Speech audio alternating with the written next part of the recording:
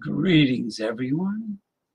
Greetings, and welcome to Progressive Discussions. I'm your host, James P. Madonna, and I just want to welcome everyone. We are streaming on YouTube and Twitch, and we're definitely getting responses on Twitch. I want to welcome all of you Twitchers out there on Twitch, as well as YouTubers. Today we had a very strange, unseasonably warm autumn day. Okay, end of October day. All good things come to an end. Believe it or not, it's the end of October already. I love this month. And today was almost 80 degrees Fahrenheit, but just for one day. So tonight, starting at 11 p.m., the temperature will plummet back to the low 50s, and then it will get lower, and the whole rest of the weekend, including this coming week, we will have wonderful autumn weather back, and I'm very happy about that. It's crazy. I had to put the air conditioning back on a couple days ago because, it was once it gets into the 70s and once it approaches the mid 70s and I feel that humidity, that's it. I just want to say hello to my good friend here, Mr. Bart Robinson. of southwestern New Jersey. How are you, Mr. Bart Robinson? How was your week? And tonight, the weather will bring inspiration back for autumn holidays, for Halloweeny. Halloweeny will be back in the air, followed by All Souls Day, followed by the Day of the Dead, followed by Thanksgiving Day. Black Friday, I'm not a fan of. Well, I'll start hammering the fake, phony, fraud way that the United States, at least, I can't blame Europe. The United States celebrates the birth of Christ, and it's totally commercialized. But that's another talk show. So, but Halloweeny is in the air without a doubt, and my mother loved the cool weather. She loved autumn and winter, and God rest her soul. And she used to say the breathing is so clean and refreshing and invigorating compared to the hazy, hot, and humid northeastern summers. East Coast summers. I shouldn't just blame the Northeast. The East Coast is humid. But then again, so is the Midwest. I just don't like humidity. That's why I enjoyed San Diego and Baja, California so much. Nice and dry. I hear Las Vegas is that way, but I've never been to Las Vegas. Bart Robinson says, finally feeling better from the COVID. I was getting to that. Exercised yesterday, but still a little winded.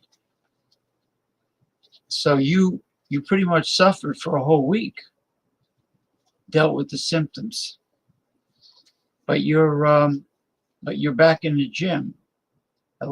That's a good sign. Back on your feet, back in the gym. I was watching many videos on YouTube about the late great Mike Mentzer, who was a disciple of Arthur Jones, the man who invented the Nautilus machines. And he wasn't the first. I mean, Bob Hoffman, back in the 1940s of the York Barbell Company, was the first to talk about going to absolute failure, the heavy-duty training system.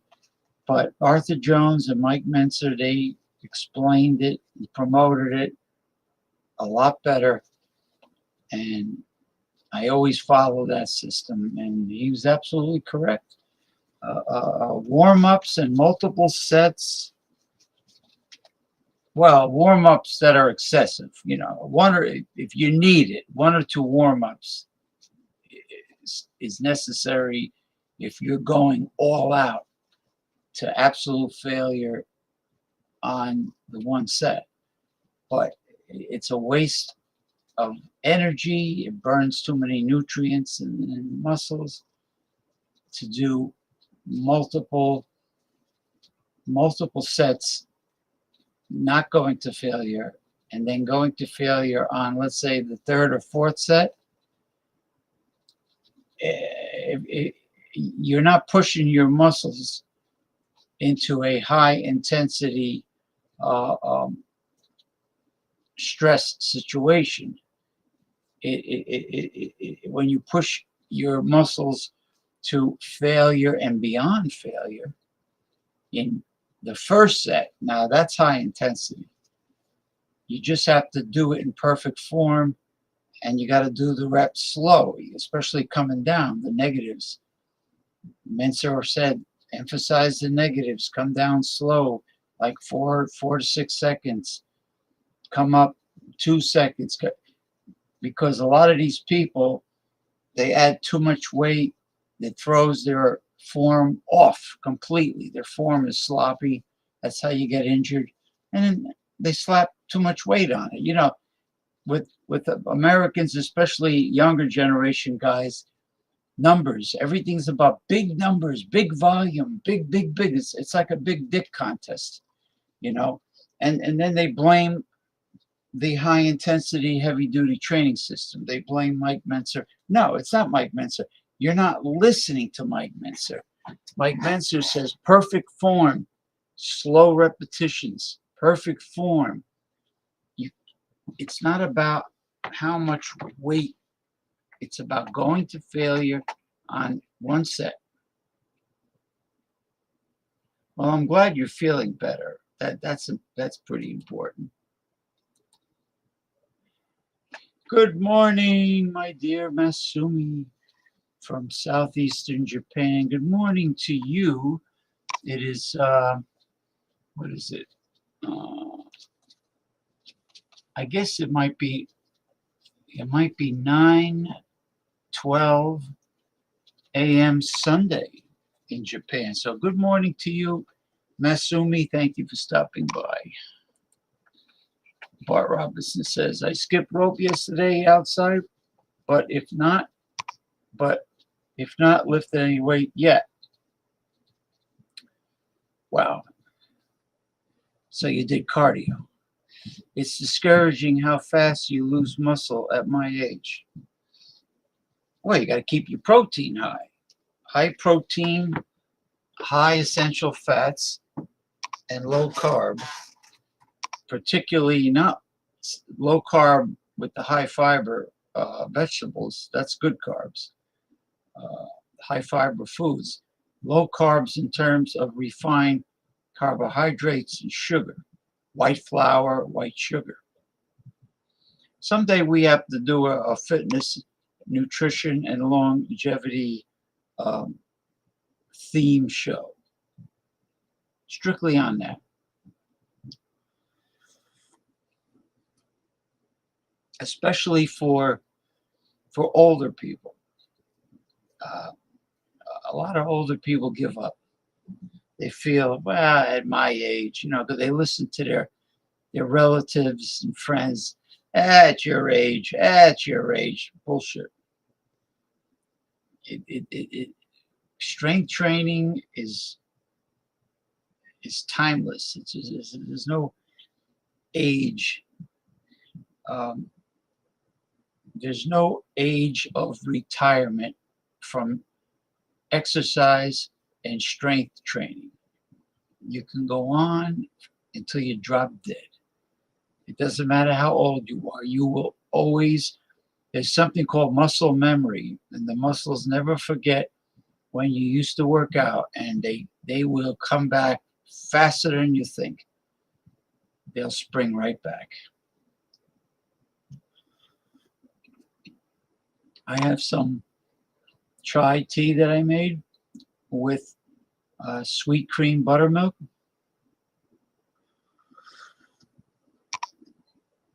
The way they serve it in Thai restaurants, they put milk in it.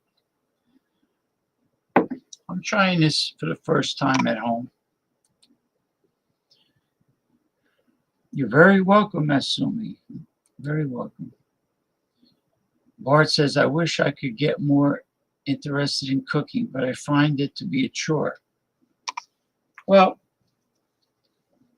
you have to be into it.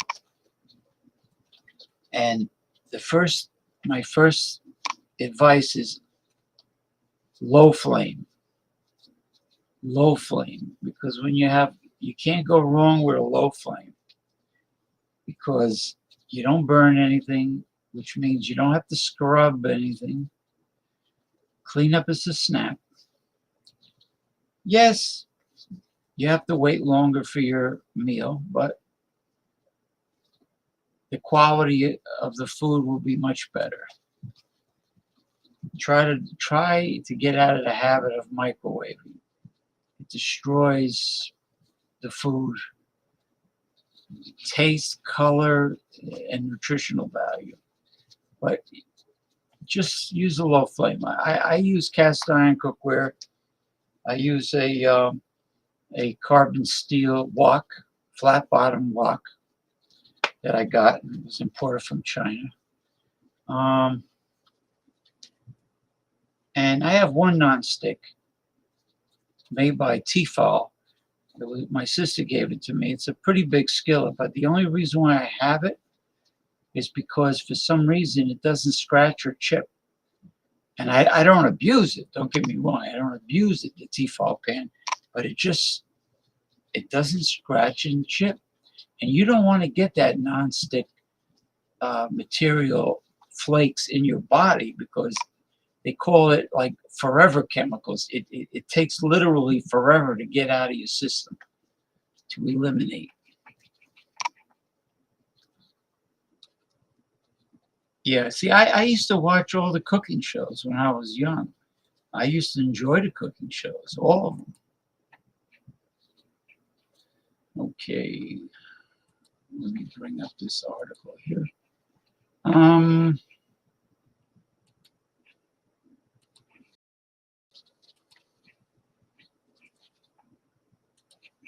Okay, this is upsetting. It's more upsetting for the kids. Okay, what's going on now? Okay, they're gonna play the video.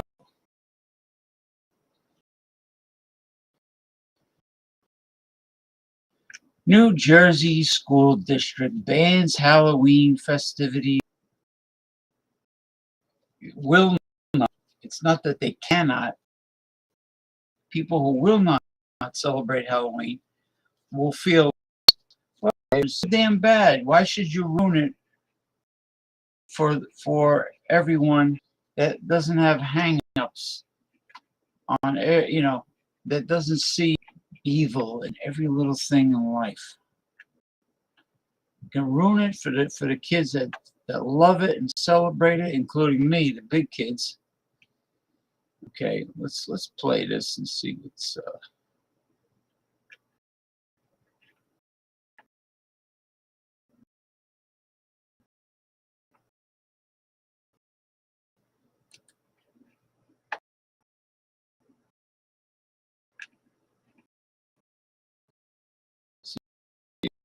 if it plays.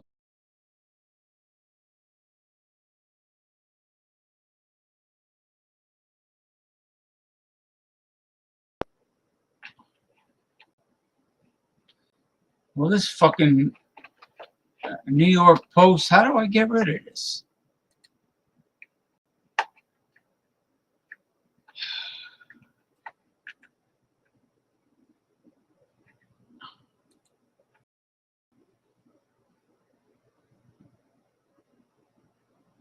How come? Hold on for a second. I bet it's muted. Halloween is just... A New Jersey school district is canceling Halloween festivities during school hours this year. Right, Richard Giacobus walks us through their decision to move everything. Halloween is just 1 week away, and as ghoulish as one New Jersey town is with their home decor, the kids who go to school here are being told not to celebrate in the classroom. Very bad. I don't like it. The Halloween culture war erupted when parents received a letter earlier this month from the South Orange Maplewood School District Superintendent, who revealed that there will be no themed Halloween events during school hours on October 31st, nor should students wear costumes. It would be nice if they got to dress up and do it in school and, enjoy each other's costumes. The Essex County District cites a number of reasons, including equity, along with indirect and unintentional hardships, which would prevent some families from buying Halloween costumes. The district also claims that celebrating Halloween violates the dignity of students, either culturally or for religious reasons. But there are parents who say they align with the district's decision. For me, it was okay that they chose to make it more, open to others that also don't possibly celebrate Halloween. There have been at least 8 schools and districts in the Garden State that have canceled Halloween celebrations in the past decade, all for similar reasons. I still think the kids should be able to go outside and have fun and just enjoy themselves, that's all. I think the reason why they don't want to do it is because it makes some other kids feel uncomfortable, and the school is I think for the most part, all about inclusion. So Get the fuck I don't out think of it's really a here. problem. The South Orange Maplewood School District now joins Seth Boyden Elementary School, which is in the same district, but this school stopped celebrating Halloween back in 2015. They've now pivoted to fall festival activities, including pumpkin picking and decorating. And that seems to be the new theme for every school building in this district come every October. We're in Maplewood. Richard Giacobas, Fox 5. When the hell are they going to stop with this neoliberalism? You know, worrying about offending others. This is insane. Oh, did you see that namby-pamby guy? They don't want other people to feel left out. Ooh.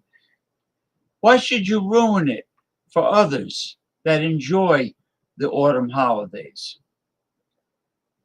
You got to worry about the evangelical, born again, holy roller, religious freaks, and people of other religions that think Halloween is evil and take all the fun away from the children.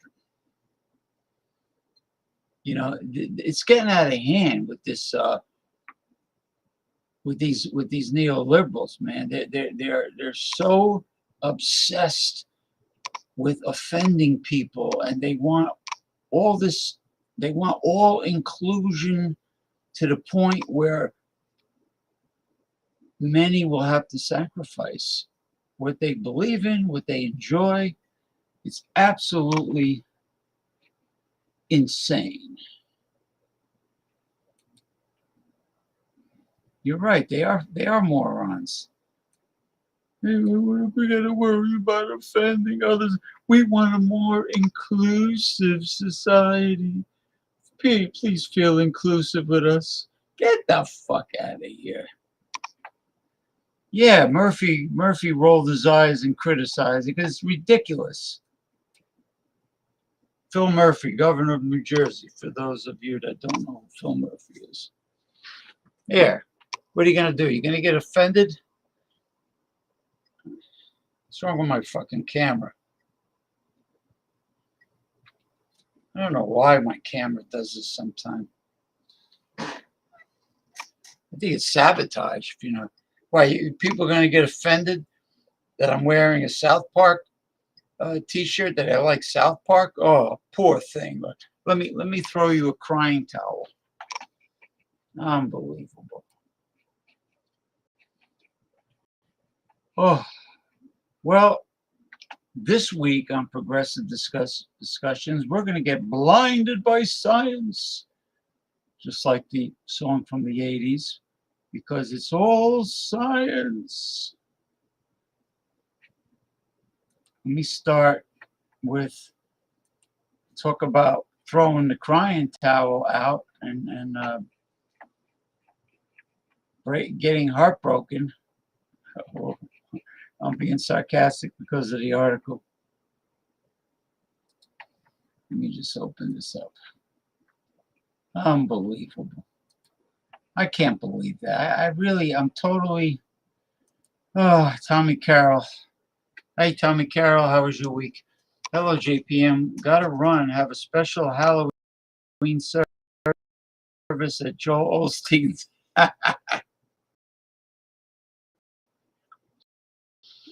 The same Joel,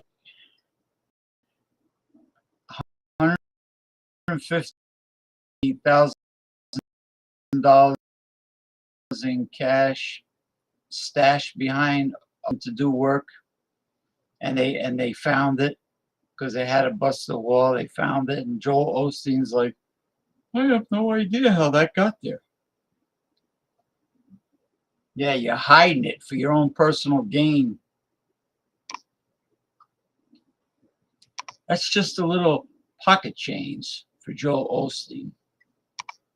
The prosperity preachers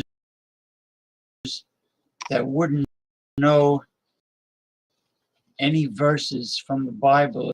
They wouldn't know the God of the Bible at all. You just like pastors, reverends, evangelists, and title alone. That's funny. Halloween special at Joel Osteen. That's good. That's good.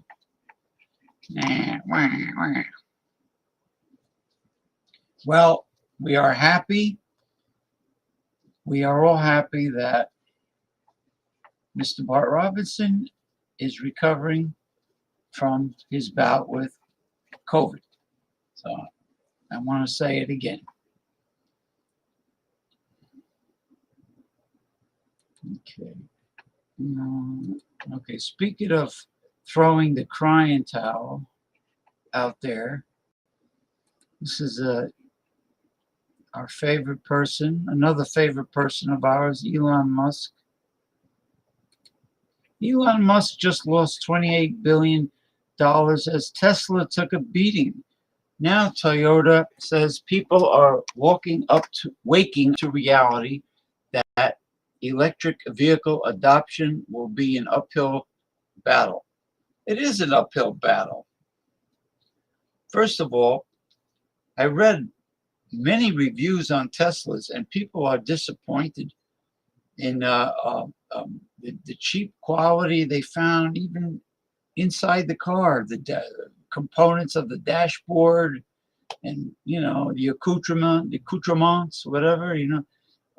The interior materials were cheap, flimsy plastic here and there, and but the main problem is, and this is my take on it, the main problem is that the lithium battery does not have, according to technology, does not have the ability to make an electric vehicle equal to or surpass the internal combustion engine car, because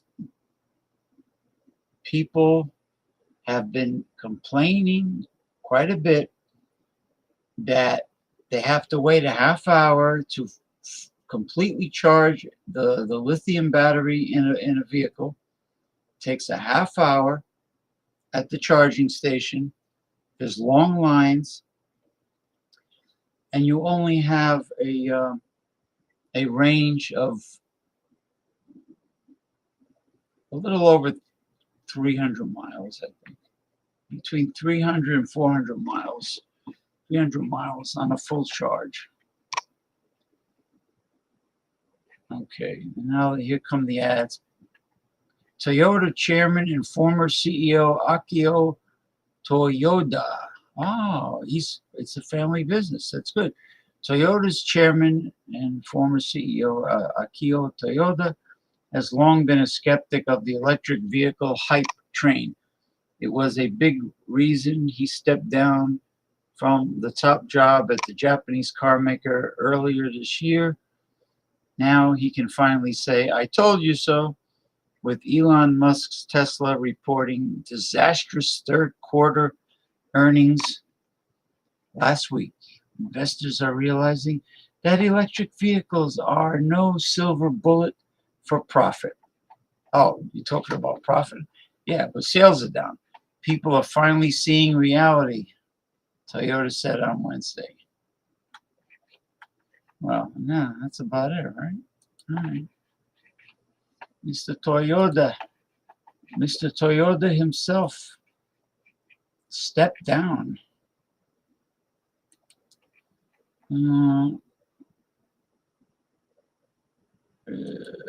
Or this is the same subject, but a little different. The same topic though. Mr. Toyota, smart guy.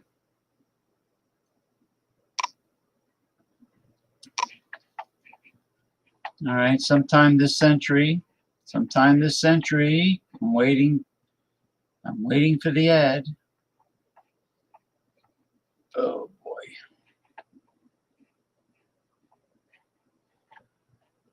Huh. It's taking a long time. Oh, here we go. All right.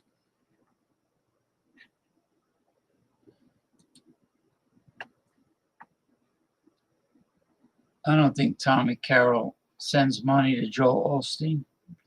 He's just being funny. I wouldn't even listen to him, let alone send money to him. You're very welcome, Bart Robinson. We're behind you in spirit all the way. And keep on pumping that vitamin D3, 10,000 international units, 50 milligrams of zinc, a good magnesium, which is usually 400 milligrams.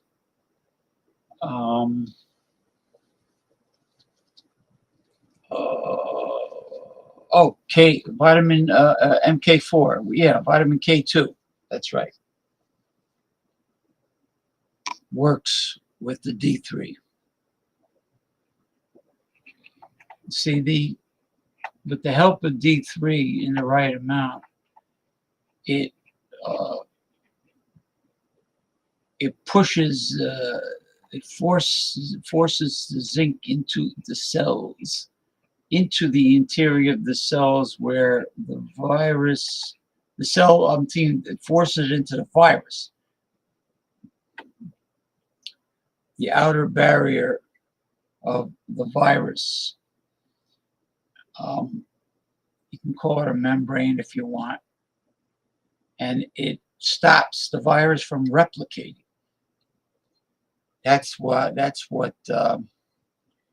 hydroxy. I don't want to get in trouble. The substance that originally came from the quinine tree. It's a very old drug. Used originally used for malaria patients. MK7. Yes, MK7. That's it. MK7.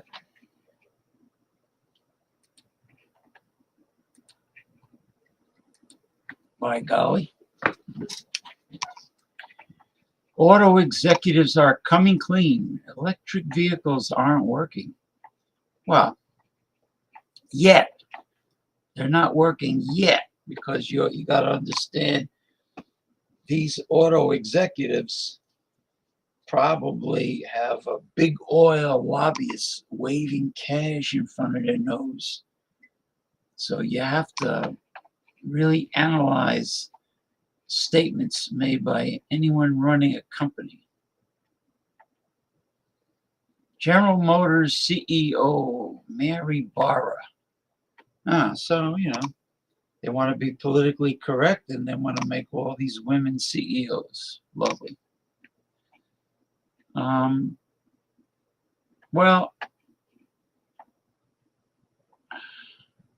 there is a slowing electric vehicle demand, and I believe it's what I said before. The problem is that the technology of the lithium battery is not adequate. It's not there yet. It's getting there, but I think they have to. They're testing different forms of batteries that are much superior to lithium. They all seem to be based on a mineral, and they're testing them right now, and they are better than lithium. I think they were too much in a hurry. Let's see if mentions anything concrete I can give you, instead of sales are down, profit is down, wah. The fuck is this? Keeps on saying wait.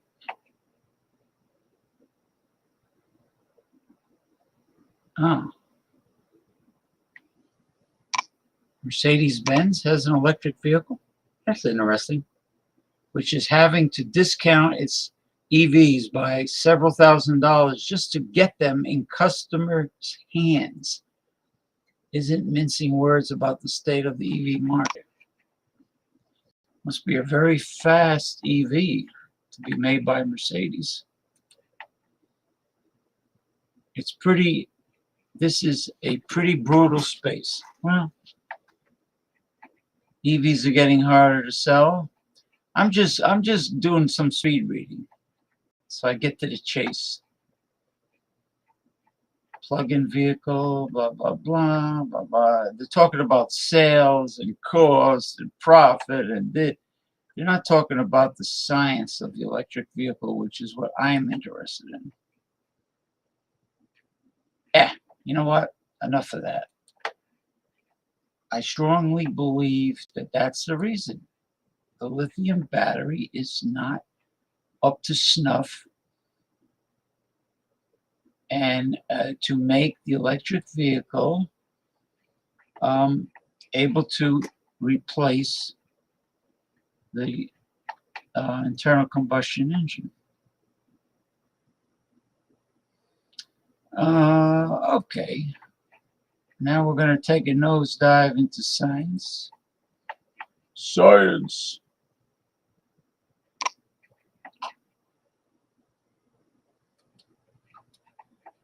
I don't have a lot of articles. That's why I don't want to go too fast. Before I start, I bring my co-host in, which will be Ronnie S. from Clearwater, Florida.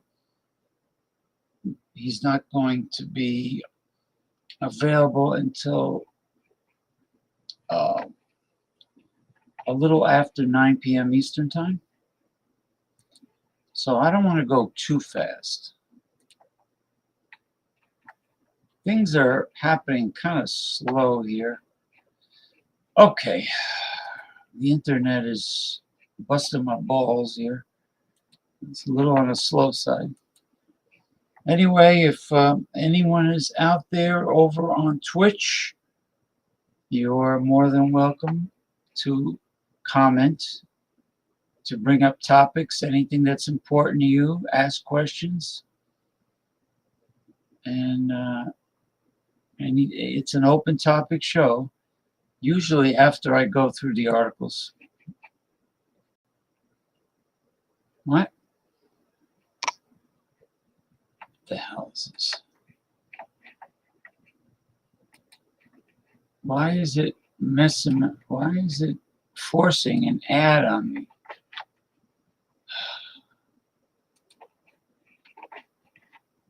Now this is weird.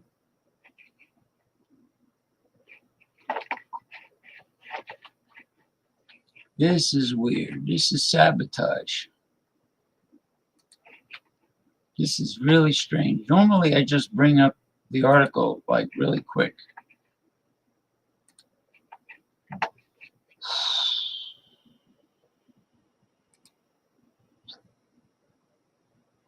Let's try this again.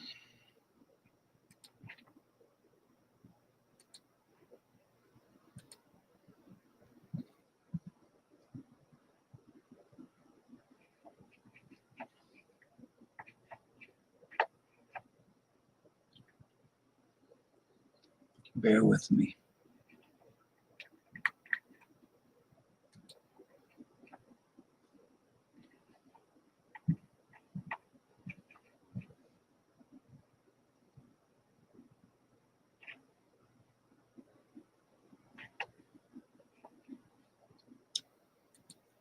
Well, what this article is about is that they finally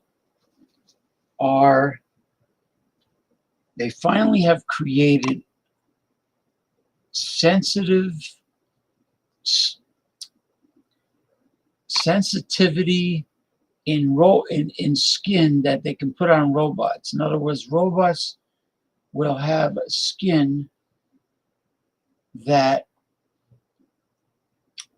has the equivalency of or very similar to human skin, that can feel and touch things and feel sensations Like, in other words, they don't want robots to be clumsy and grab something fragile and lift it and crush it. They were comparing it to a human picking up a very soft, ripened fruit, a piece of fruit that is soft, or anything that is soft, and pick it up gently. They want the robot to be able to do that, and they finally have discovered through research this ultra-sensitive robot skin. I think it's wonderful. I had it in front of me before.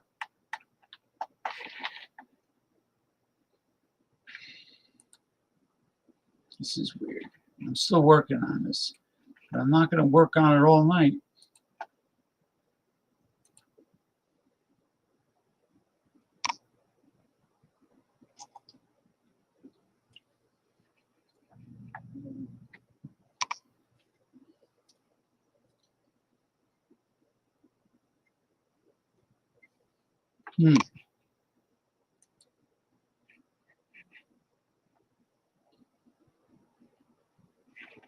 See if I can refresh the page.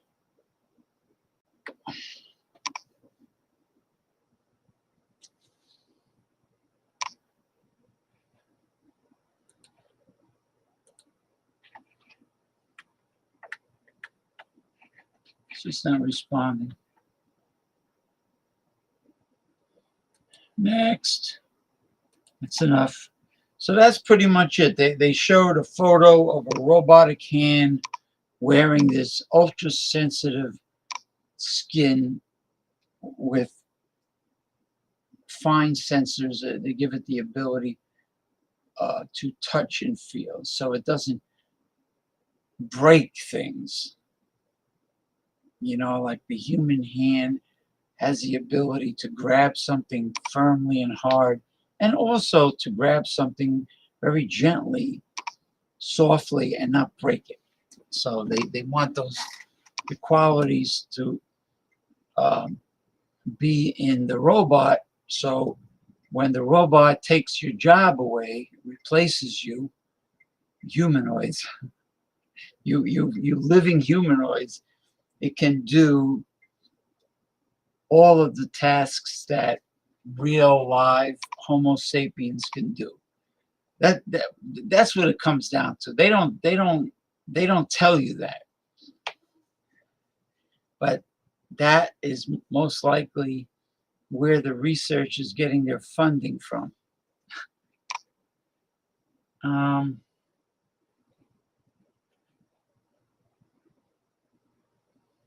Let's see.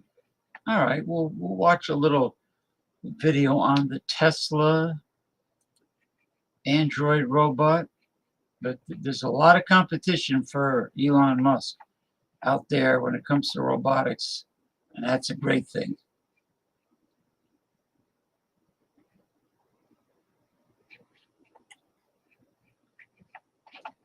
It looks like I'm having a problem. It looks like I'm having a problem on the internet. No, this is not good.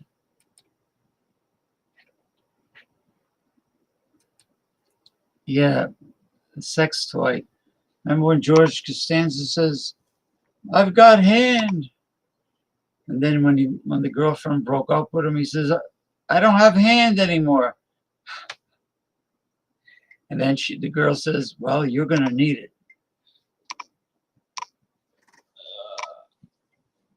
I've got hand. I've got hand. And she says, "Well, you're gonna need it. That's it." Yeah, it can be a sex toy. But what they were referring to the advancement of robotics. And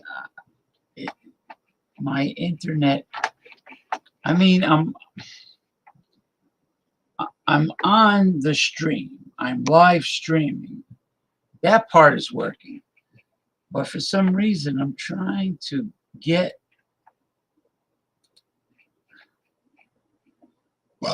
excuse me. Of the Tesla.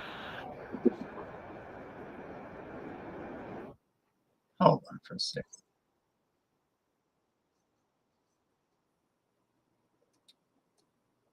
I want to start from.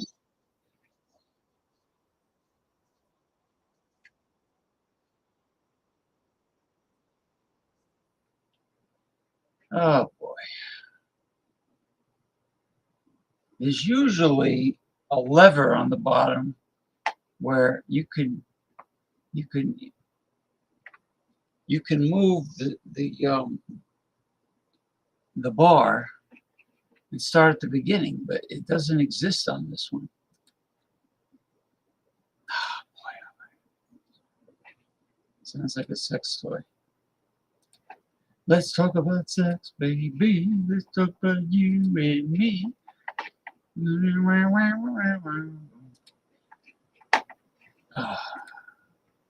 All right. What are you going to do?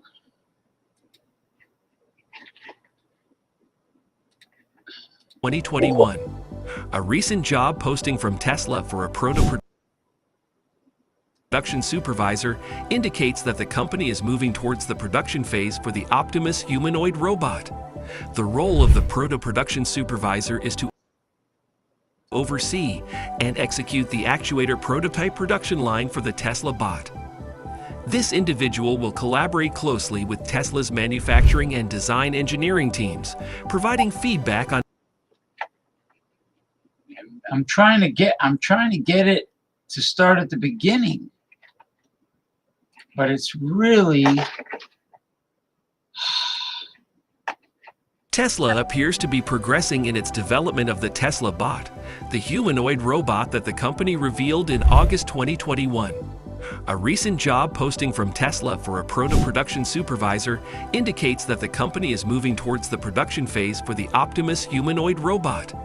The role of the proto-production supervisor is to oversee and execute the actuator prototype production line for the Tesla bot. This individual will collaborate closely with Tesla's manufacturing and design engineering teams, providing feedback on actuator assembly and design. Elon Musk, during the Q2 2023 earnings call, suggested that an Optimus prototype featuring Tesla-designed actuators could be operational by November, marking a significant step in bringing the Tesla bot to life and potentially finding applications within Tesla's factories in the near future. Tesla appears to be progressing in its development. Yeah. I have no control over that video. No control.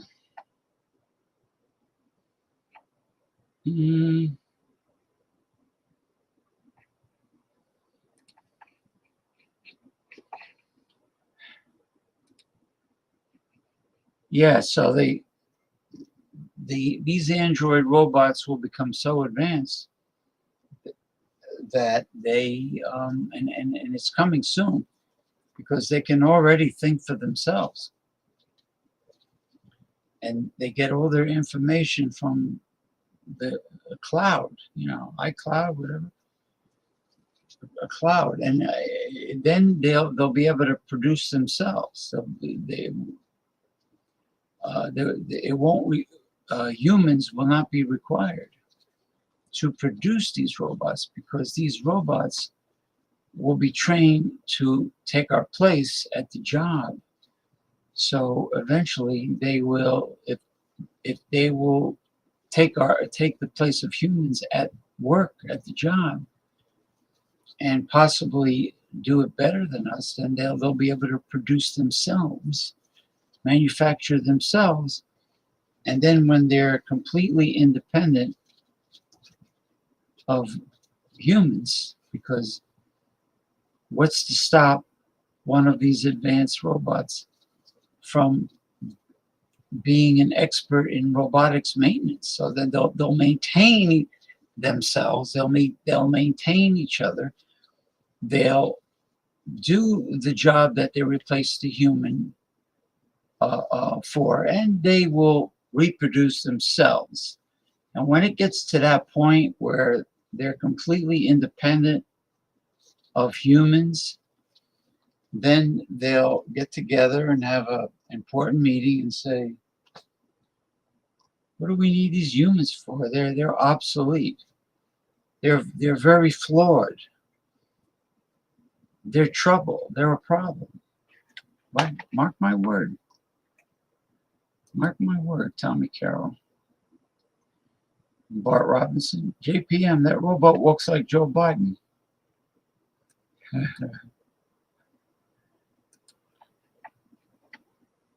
Yeah, but at least he's gotten more things done, actual real things done in the 4 years he's been in than decades of Republicans that just pacify the people so they don't revolt and just keep stuff in their pocket with all the payoffs. You know, Jesse Ventura was right. A politician is not obligated to meet with lobbyists if he or she doesn't want to. Okay. Here's another video of a very advanced Japanese humanoid robot. Very advanced.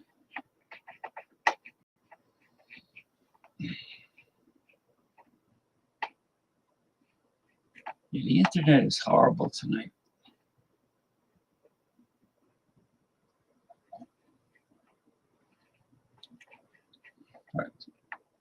But you know, I can't blame Saturday for everybody, like everybody being online, all the kids being online, because I didn't have any problems the other Saturdays.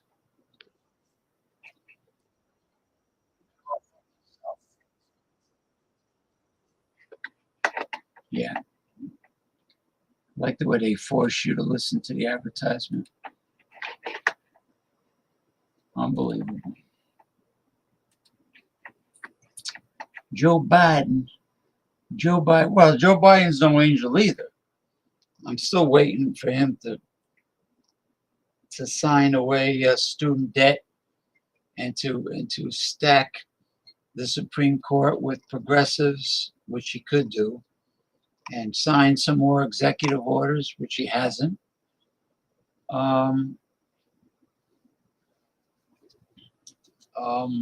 What's the other thing?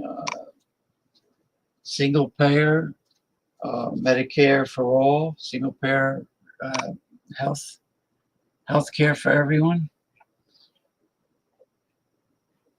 What they piss away on giving to Israel and Ukraine, they would have eradicated poverty and homelessness and the healthcare crisis. They would have eradicated it a long time ago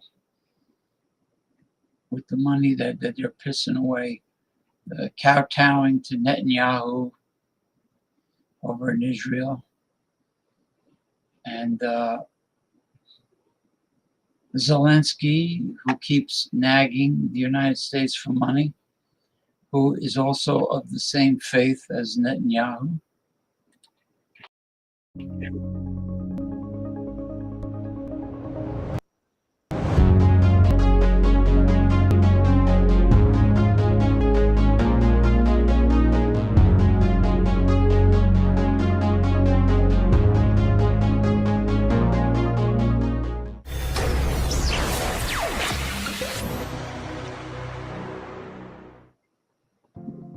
The Japanese company Kawada Robotics has developed one of the most advanced collaborative robots called Nextage. Nextage is a robot whose main task is to replace humans in monotonous work such as on the production line. According to the manufacturer, the robot can collaborate with humans, other machines, and use specialized tools. The robot's torso weighs only 29 kilograms, while its base is as heavy as 130 kilograms. As for its height, it is adjustable and can reach a maximum of 170 centimeters. Nextage is capable of lifting objects weighing up to 3 kilograms. The robot is designed to work in factories and other production lines. It can be controlled using a tablet with special software that can be quickly customized for specific tasks.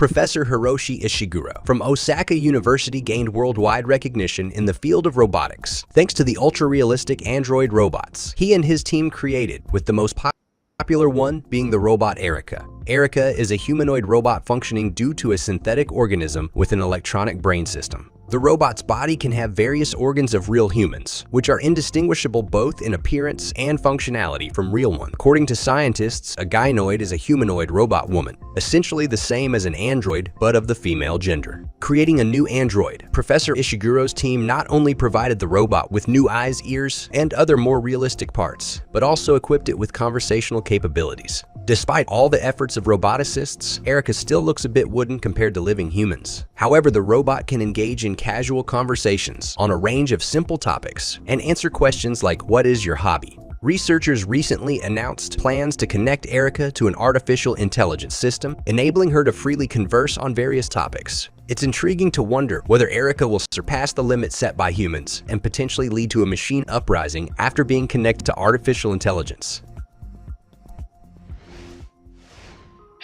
Engineers and designers from the University of Tokyo have developed a robotic backpack called Jizai Arms, which allows connecting up to 6 mechanical arms. This device attaches to the torso using several straps, and the hands of the arms can be interchangeable. The user can choose between human-like hands and grippers. The robotic backpack weighs 4.1 kilograms without the robotic arms. When the robotic arms are connected, the weight of the device increases to 14 kilograms. The arm movements are controlled remotely using a special setup, which is a scaled-down replica of the device itself. Currently, controlling the arms through the robotic backpack presents certain challenges. Sometimes the cooperation of multiple operators is required, and it is impossible to use the device without the assistance of others. This is the main problem that needs to be solved. However, in the future, with the development of neural interfaces, it may be possible to achieve mind-controlled operation, allowing the user to control the robotic arms as if they were their own.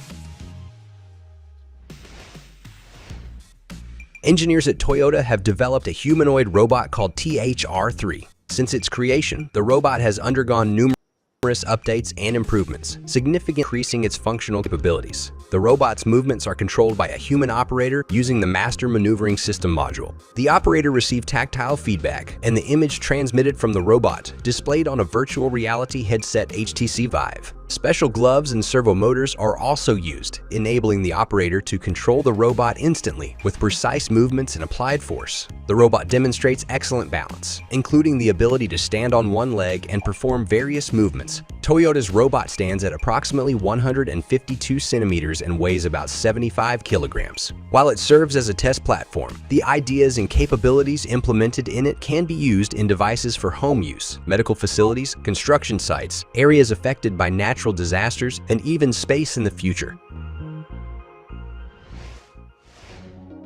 The Japanese robotics company Jinky Itai has attracted significant attention with its unique heavy machinery, a humanoid industrial robot that can be remotely controlled by a human. The Jinky humanoid robot serves as an example of human-machine integration. Here's one thing you need to do before buying anything online. Don't spend another dime on Amazon until you watch this first. Watch this. I can show you how to get the sweetest deals online when you shop from major retailers like Amazon and Target. You can drop prices automatically. I can show you how, but I can't do it for you. People are saving real money doing this. $160 million in the last year. Across thousands of different retailers, you'll immediately see this. See what I mean? You'll see better prices you had no idea existed. And you don't even have to ask. They just show up automatically. Download this free tool that'll give you access to the deals. Just click, click. Blow it out of your ass. The robot has a head, torso, and 2 arms that extend upward from a specialized cabin resembling an excavator's cockpit. Designed for technical maintenance tasks in various fields such as repairing railway tracks or replacing and repairing road signs, the robot can replace a team of workers, thereby reducing the risk of serious accidents in industrial settings. It is capable of lifting and moving heavy loads, such as steel pipes, plates, or wires, and performs its tasks as effectively as a human, as it is controlled by a human operator. Jinky essentially replicates the movements of a real person inside the heavy machinery cabin. The operator wears special glasses connected to the robot's eyes, allowing precise control of the robot's arm movements using technology developed by the company. Can you imagine how humanoid robots are landing in places affected by natural disasters, on a rescue mission, or where these robots take care of severely ill or elderly people? One of the few companies making significant advancements in this field is Kawasaki Heavy Industries, commonly known as Kawasaki. One of the company's most outstanding developments is the humanoid robot Kaleido, standing at 184 centimeters tall and weighing 85 kilograms. The robot is designed to work in dangerous areas, such as collapse structures, fires, and natural disasters. Developers assure that in the future, it could operate at the ocean floor or even in space. Its humanoid form enables it to use the same tools as humans. Kaleido is durable and easy to repair, making it a very interesting and promising innovation.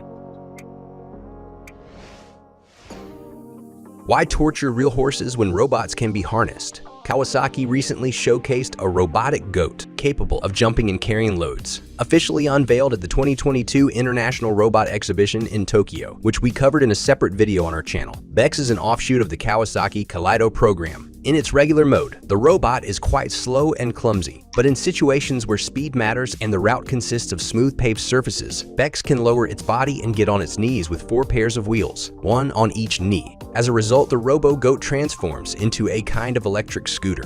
BEX has a payload capacity of approximately 100 kilograms, so in addition to transporting heavy materials, it can carry human passengers who control the quadruped using a traditional pair of handlebars.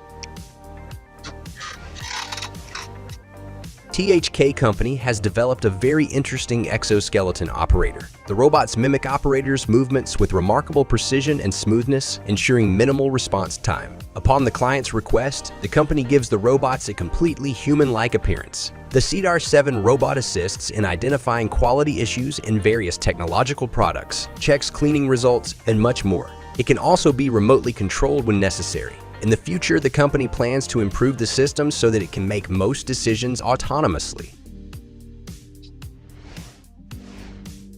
Nachi Fujikoshi spot welding robots provide innovative production capabilities with incredible speed. Robot motion makes minimum cycle times unbeatable. Lightweight and high rigidity design results in high acceleration and minimum vibration. Maximum speed on all axes reduces move time. All this provides dramatically improved productivity. Observing them, it becomes evident that humans will soon be unnecessary in a variety of professions. In particular, welding tasks in automobile factories have long been taken over by robots. If you enjoyed the video, don't forget to like it and subscribe to the Caro Show channel. Also, check out our previous videos. See you.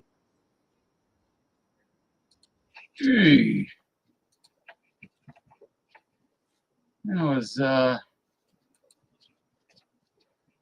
okay, more science. Blinding you with science again. Where are we? Oh, I'm sorry about that. Blinding you with science. We're almost finished. This has to do with the mass-produced flying cars made by China. It looks pretty good.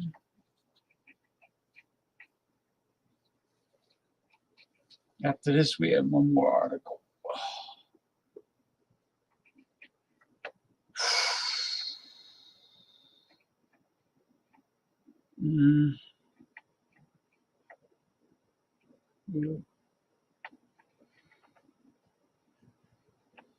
I mean, reading it to you, well, and Hyundai is also approaching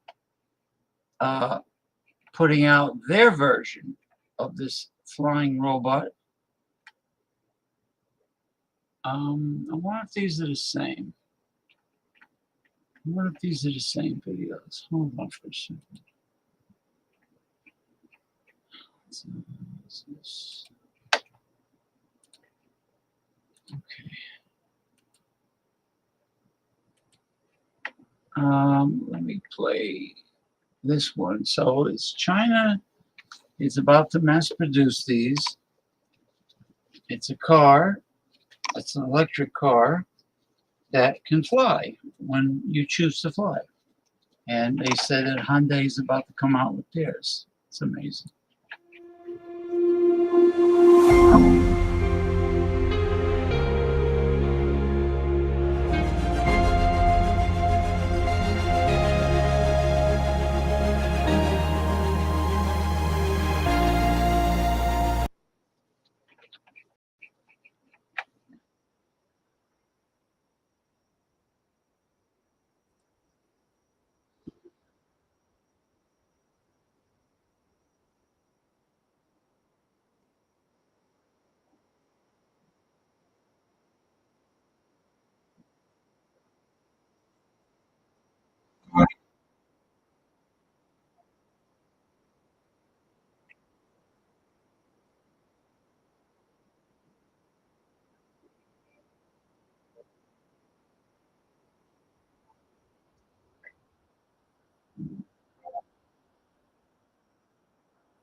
Let me do this again.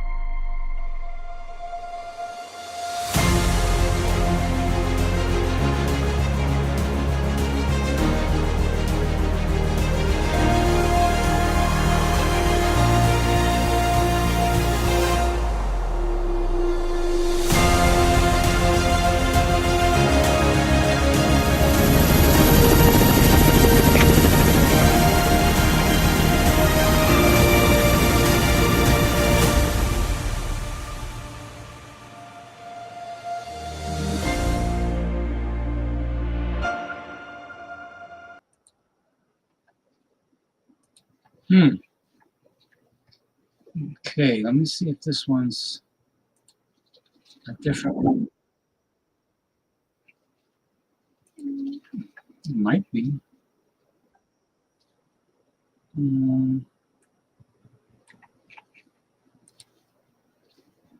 Bear with me.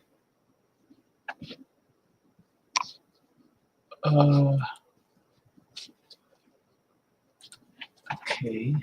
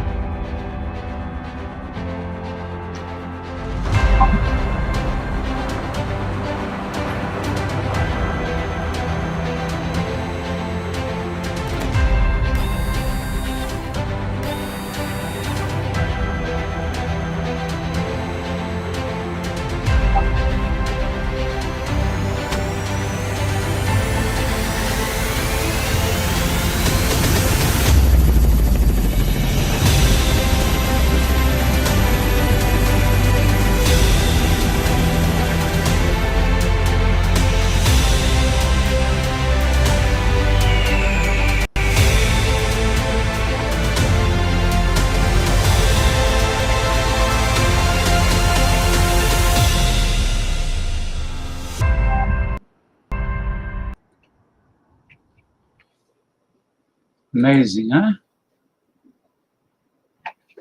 And good luck to them. I mean,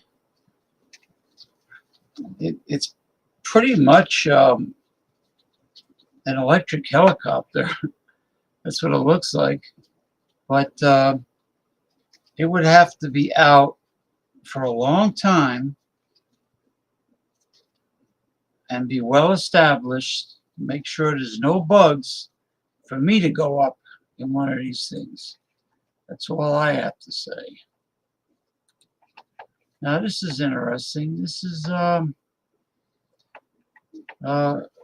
Jeff Bezos, Bozo Bezos, the dildo head billionaire, is testing humanoid warehouse robots because guess what?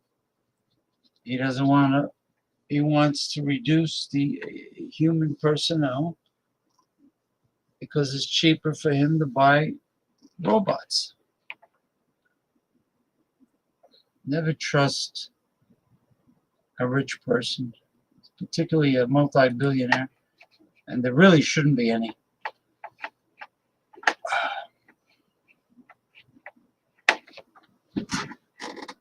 This should be interesting.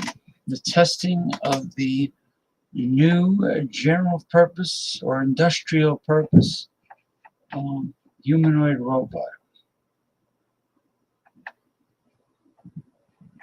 Now, why is it taking so long tonight for these pages to load? I have no idea.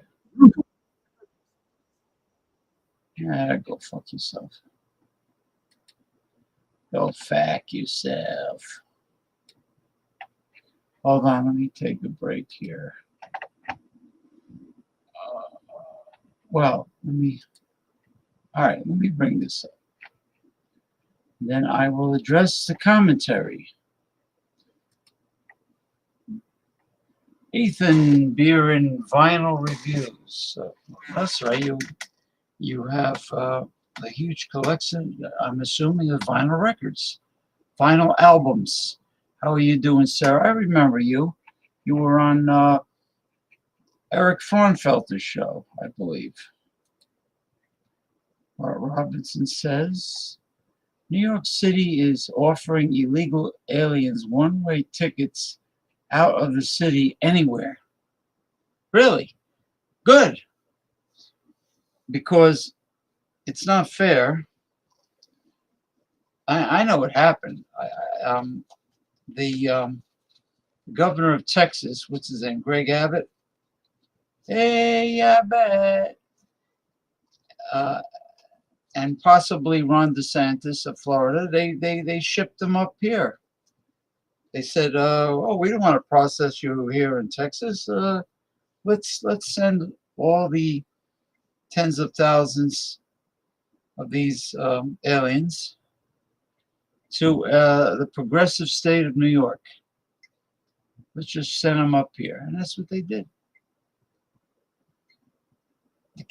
It's overwhelming with all the problems that the United States has with the economy, the job market, the crumbling infrastructure, the homelessness, the poverty, the problems we already have with legal Americans and American-born citizens. It's just too much. It's literally overwhelming to take on tens of thousands of these immigrants, massive amounts. I don't think there were this many immigrants processed through Ellis Island at the turn of the century. Honestly, I don't think there were. We just can't handle it. Can't afford it, rather. That's going viral. Replace your whole roof in as little as 8 hours? Erie Metal Roofs is looking for homeowners to install the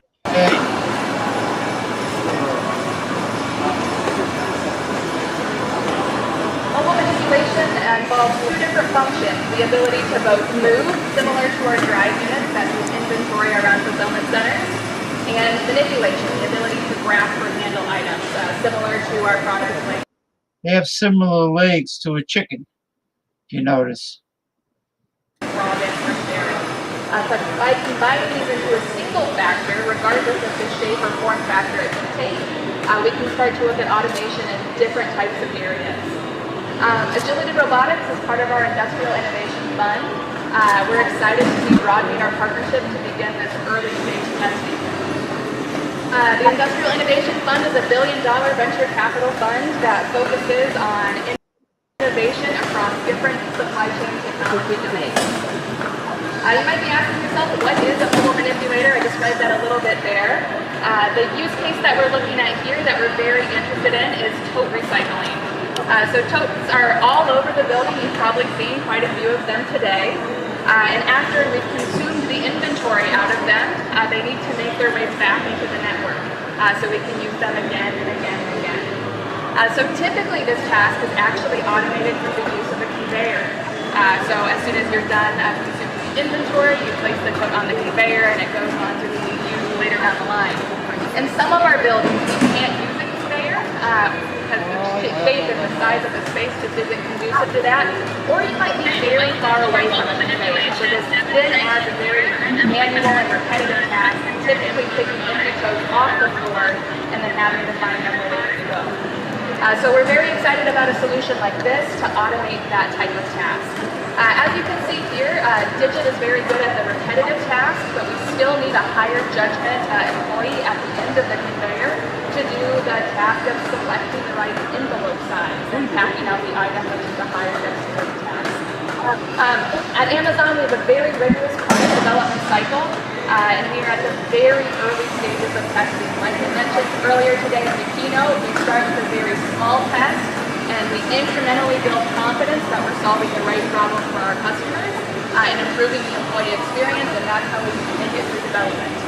This is actually our first week of testing here at Amazon. We're really excited to be at this point and watch this technology evolve. Yeah. Right. Well, those are the robots that will eventually replace people. They claim that all repetitive jobs where you have the redundancy of doing the same shit over and over and over and over, where it's really unpleasant for humans, or it could be environmentally unpleasant jobs. It could be dangerous jobs for humans. That I agree. I agree. When it comes to danger and unpleasant environments, yes. But they want all of us to be replaced, not just warehouses and factories and dangerous occupations, dangerous situations. They want to replace all human workers, and then the only people that would have jobs would be, well, you need human doctors. You need I doubt if you can have a robot, not yet, preparing your dinner in a restaurant as a robot chef. Law enforcement, so you got law enforcement, healthcare, and robotic maintenance. But like I said before, since the robots are becoming so advanced, they can have robots doing robotic maintenance. Literally.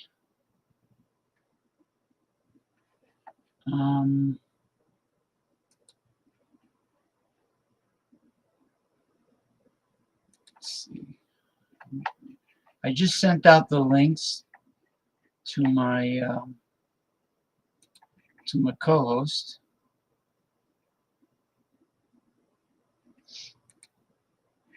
And I'm just waiting.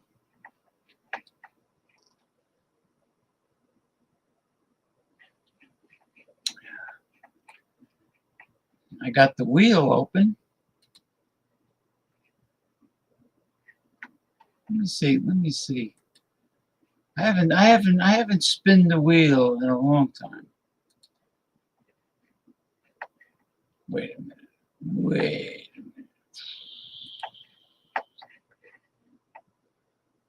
Spin the wheel, make a deal. Oh, there we go. There he is. Hey, the one and only Ronnie S., Clearwater, Florida. How are you, sir? What's up there, James? Good, good. How was your golf tournament? Oh, I didn't go. You didn't go? Change of plans. Golf? No, I didn't correct me if I'm wrong. The golf is getting the ball in 18 holes with the fewest amount of strokes. Mm-hmm. The fewest amount of strokes, just like when you play dominoes, the fewest amount of dots in your possession makes you a winner. Oh yeah, I never played dominoes. Yeah. Well, you go out. Once you get rid of all your dominoes, you count all the dots that all your opponents are stuck with, and that's your score. So you have you match. Let's say there's a 5 on the floor. You put your 5 up against that 5. All right. So one domino is down. Yeah. Well, you stack them facing you, so people don't see what you have. Then if there's if you get a double, doubles go across instead of straight. So now you have different directions now. So it takes a different path. But once you get rid of all your dominoes from your possession to the table, once you're done, boom, then everybody's dots are counted as your point. Yeah. That's pretty much how it is. It's a simple game. Dominoes is a big Cuban game, right? A lot of the Cubans like it. Cuban guys play it. West Indies people, Jamaica, they like it. The only board game, certain board games I know nothing about, like backgammon. No, I don't know anything about backgammon. that's like an old lady game, right?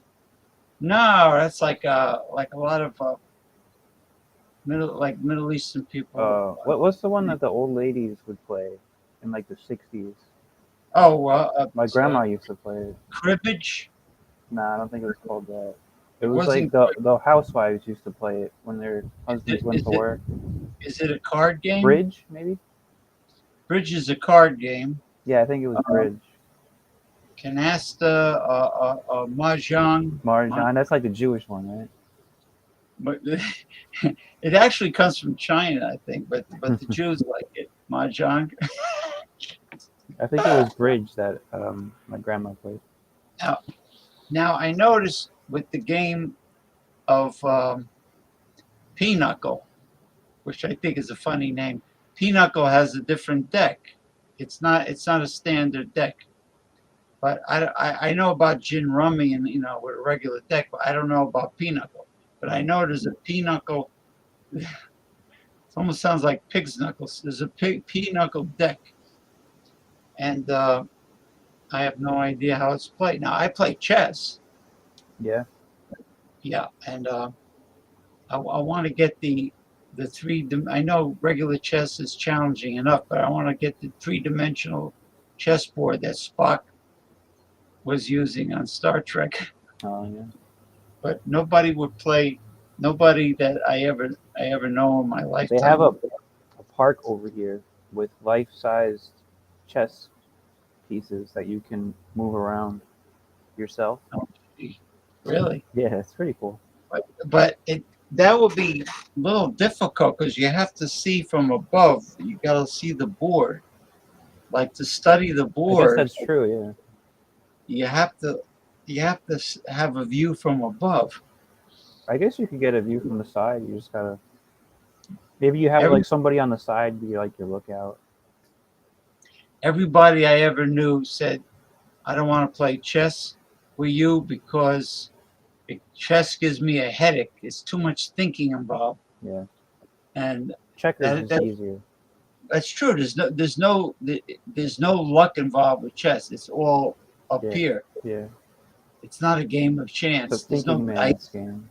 It's a thinking man's game. Yeah. I was watching some of the World Series just right now. I was switching back and forth between that and the AEW show.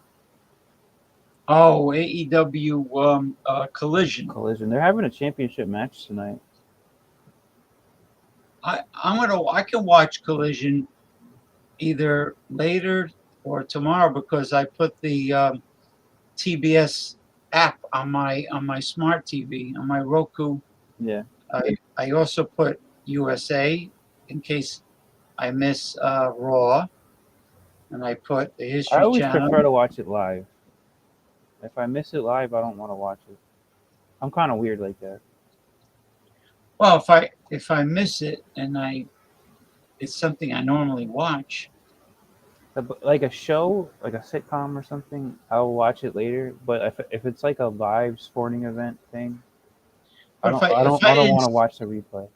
Like if I didn't see it, if I normally watch on Friday, if I normally watch AEW Rampage, and I normally watch it and I miss it because I'm not around. That's kind of a boring show, though, right? It's like a filler show.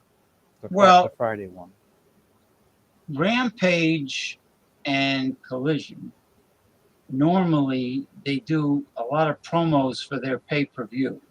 They didn't do much promos tonight. It was pretty much all wrestling. But there is a big match Tonight, yeah. They have a championship tonight. match. I think it's MJF is Michael, the challenger. Maxwell. Is he the Jacob, champion? Or he's a challenger? Yeah, he's a champion, but So then he's going against Kenny Omega, I guess, trying to get it back. Yeah, who was the original, the longest AEW champion was Kenny Omega, but you know how MJF won the belt? What the hell's his name? Steven Regal. Really? Gave him, I don't know, brass knuckles or something. Oh, did he? To use. I've never seen Steven Regal in AEW. That's cool. Yeah, he was in for a while. Then he had to leave. So I like him. He's a good character. But he's doing good. MJF is he has developed in a lot of ways. He's great on the microphone. He's from New York, right? He's from Long Island. Is he? That's cool. Yeah, because I think he was saying he was going to be in front of his hometown crowd when they went. They must have went to like the Nassau Coliseum or something like a month ago. That's in Uniondale. Yeah, yeah. It has to be the Nassau Coliseum. I was there one time. That's where the Islanders used to play. The Islanders. I went there for a health and fitness expo. Mm-hmm. A long time ago. I've been there a few times. Back in the 1980s, and they had some famous people. They had a bodybuilder, female bodybuilder that married Jean-Claude Van Damme, Gladys Portuguese, and they had Larry Pacifico, a very famous powerlifter. Yeah, I think I've heard of that name before. It sounds familiar. Ohio. Yeah, he had some world records, and they just had everything. They had companies that made tanning beds when tanning beds were were a new thing and becoming real hot until they discovered it was cancer causing. Yeah, because of skin cancer. Then the place started falling apart too. Like they stopped taking care of it for a while. That's why the Islanders left. Oh, it's old. Yeah. When was it built? The 70s, like the early 70s. Nassau Coliseum is old. But they did a total renovation of it. I think it was bought by like this Chinese company or something. But the Islanders now play in a different place. The Islanders moved to Brooklyn for like a couple of years. They played in they played the Barclays. The Barclays Center, yeah, but it wasn't good. It wasn't like set up for hockey. It was good for basketball, but it wasn't good for hockey. Where are they playing? They play now in where the Belmont Stakes are at. They built a new stadium over there where they have the horse races. Isn't that Queens? No, Belmont is on Long Island. Belmont Raceway, Belmont Park. Yeah, that's on Long Island. Belmont Park is Long Island. It's close to Queens. It's not far. Yeah, because the only time I've been on the North Shore was Mineola and Port Washington. Port Washington is the South Shore. That's South Shore? I'm sorry, Mineola. Yeah, Mineola is like in the middle, kind of. It's not really on a shore. But Long Island is not big. You know, you're never far from the shore anyway. No, you're either on the Long Island Sound or you're on the Atlantic Ocean. Yeah, basically. I mean, you can be in the middle, but you're never far from. And then if you're in the Hamptons and Montauk, you're facing the North Atlantic. You're facing. You're getting close to Connecticut over there. Block Island. Yeah. Martha's Vineyard. Nantucket. It's actually close to like Rhode Island. Rhode Island, like Newport, Rhode Island. Yeah. You get out east over there. Yeah. Actually, it's you're just about where Connecticut meets Rhode Island. Yeah, that's where they call that the North Fork of Long Island. Yeah, there's But that's not where Yeah. I'm from. That's like a ritzy area. There's Greenport on one side. Greenport too, yeah. Sag Harbor, where I went to a Sag whaling Harbor's museum. there. Yeah, you went to the Whaling Museum? Yeah. The Sag Harbor Whaling Museum. When I was a kid, they always brought us there for a field trip in like 4th grade. Everybody went there. Do you remember the duck farm with the giant Yeah, duck the giant duck. Yeah, that's giant that's duck. a landmark. Hmm. And now they have a minor league baseball team called the Long Island Ducks. It's named Long named Island after that. Long Island Ducks. Yeah, I remember when Poppy and Seinfeld had it imported from Newfoundland. It's a very succulent duck, you know. Well, the reason they have that is because like back in the day, Long Island was a bunch of either potato farms or duck farms, especially out east. And then after suburbanization, they built up all the houses and everything. But it was known for producing a lot of ducks. When I watched this series one time about the Revolutionary War. Yeah, on Netflix.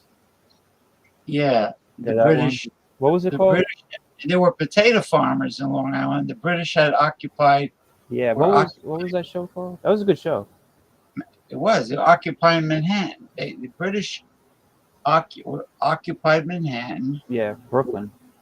Yeah, and there were spies back then too. They had spies. Mm-hmm. They won the Battle of Brooklyn, and so then they occupied all of Long Island. It was all British occupied for the rest of the war. There was actually a Brooklyn back then. Yeah, there was, but Brooklyn was its own city up until 1898, and that's when it combined with New York. But it was all forested. It was all nature. In the 1700s it was, yeah. Yeah, there was no skyscrapers. But in the 1800s, they built up everything. It was a very large city, like if it didn't combine with New York City, Brooklyn would have still been a very large city by itself. Brooklyn is a big borough, and also Queens is another huge. At that time, Queens and Nassau County there was no Nassau County; it was just called Queens, and that was its own thing too for a while. And then in 1898, they combined into Greater New York City. It was called. Maybe the British named it Queens after the royal family. They did. It was named Queens, and then Brooklyn is actually technically called Kings County. I don't know if you know that. Yeah, it's called. I've heard that those words. And mentioned. then Staten Island is Richmond County. That's actually the correct name of it. Yeah, that's when it was all pure nature. Mm-hmm. Staten Island still has quite a bit of nature. It's not all like. I think Staten Island is kind of like Long Island. It was it's called Gateway National Reserve, in other words, it includes Sandy Hook, New Jersey. Then it goes into New York, and it goes up like some parts of Long Island, near the coast, near the ocean. Mm-hmm. It's protected. Mm-hmm. It's probably marshland. Yeah, probably. Because there's a lot of wildlife that live in marshland, and there used to be big oyster beds in New York Harbor. Yeah. Have you ever heard of Oyster Bay? Yeah. It's another town.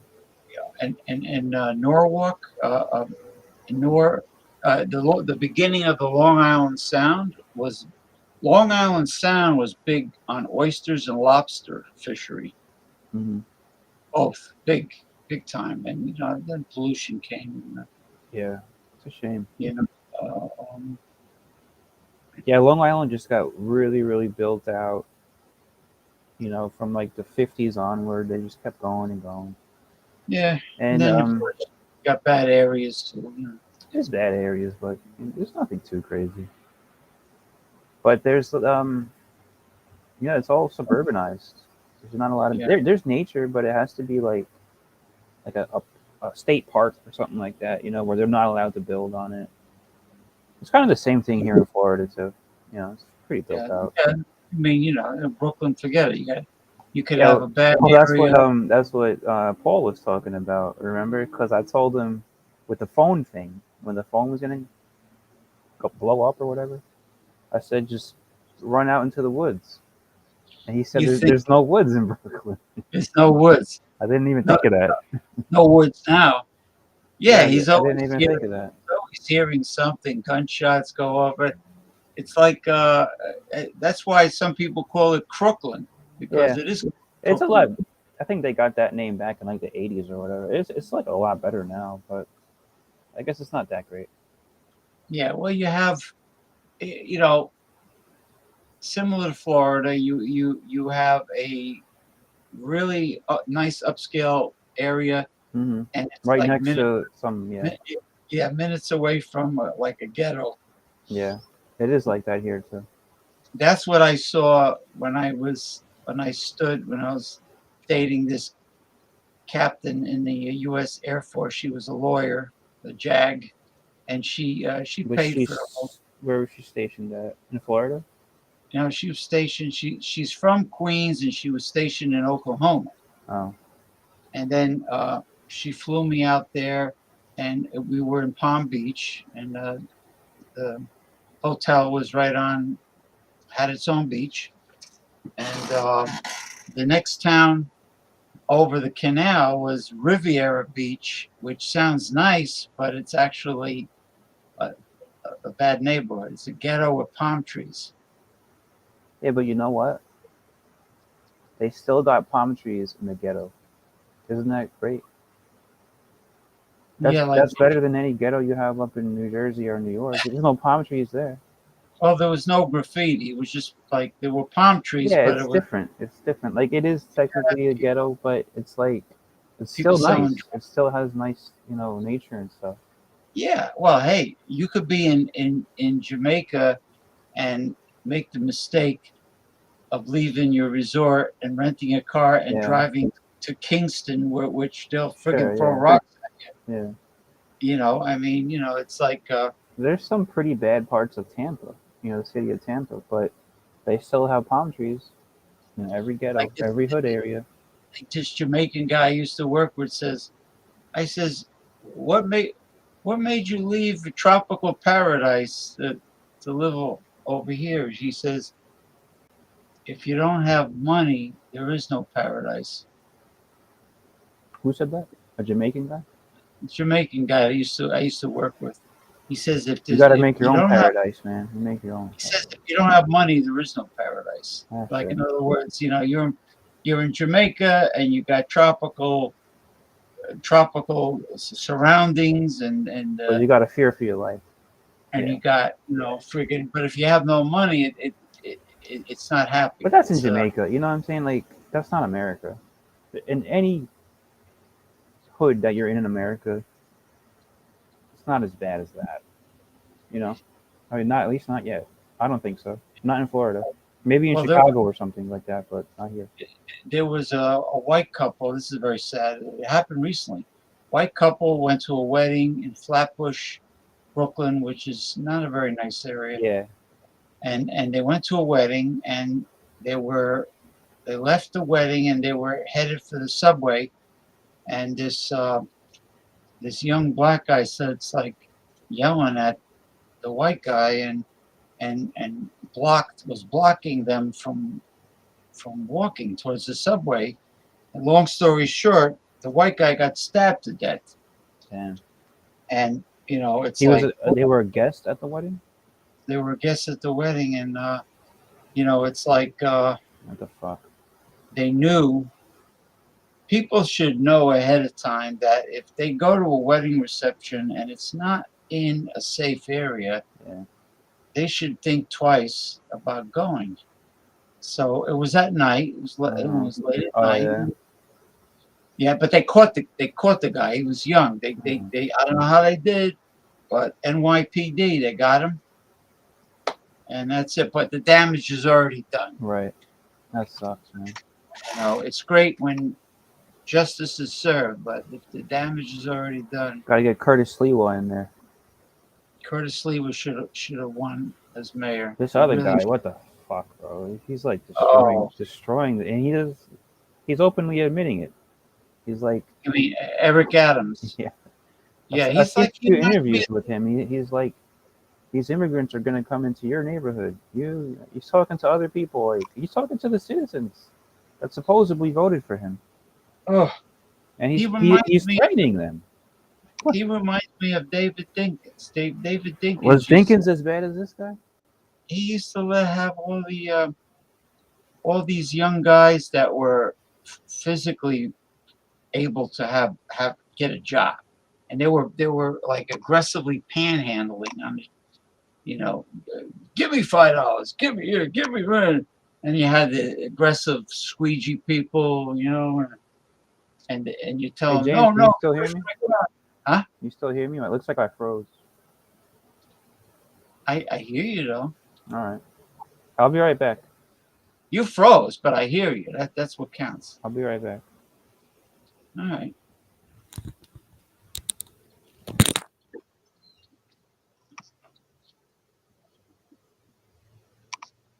It's a nice picture. I mean, it's a nice image of you freezing. And usually, when somebody freezes, they don't look so complimentary. Oh, folks, anybody out there want to bring up a topic? Anything important to you want to talk about? Anybody new out there on Twitch want to bring up a topic? This guy is very intelligent. But when we're together, we do a really great show. So if anybody has any questions or any topic,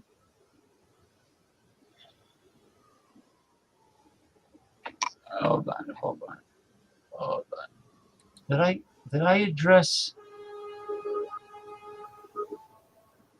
JPM? Are you suggesting one day there will be a real war of the worlds?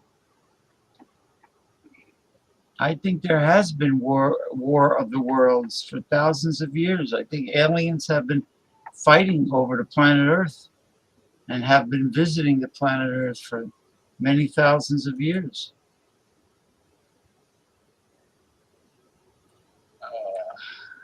I'm sorry I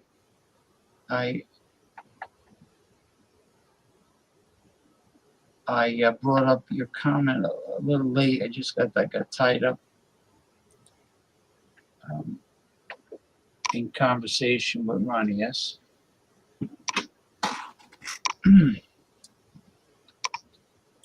So anybody out there, any YouTubers or any Twitchers out there that have anything you want to talk about that's important to you, something that pisses you off, something that you personally experience,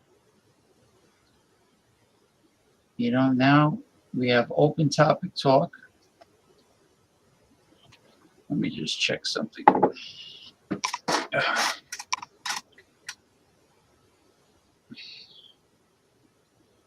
me see if this other person I know. There he is. Western Mike, the one and only Western Mike in San Francisco, California. How the hell are you? Howdy doody. Doody. Doody or is it duty? Howdy doody.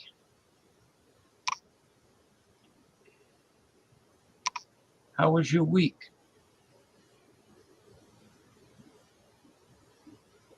How's your workout doing? How's your rowing machine? How is your green juices?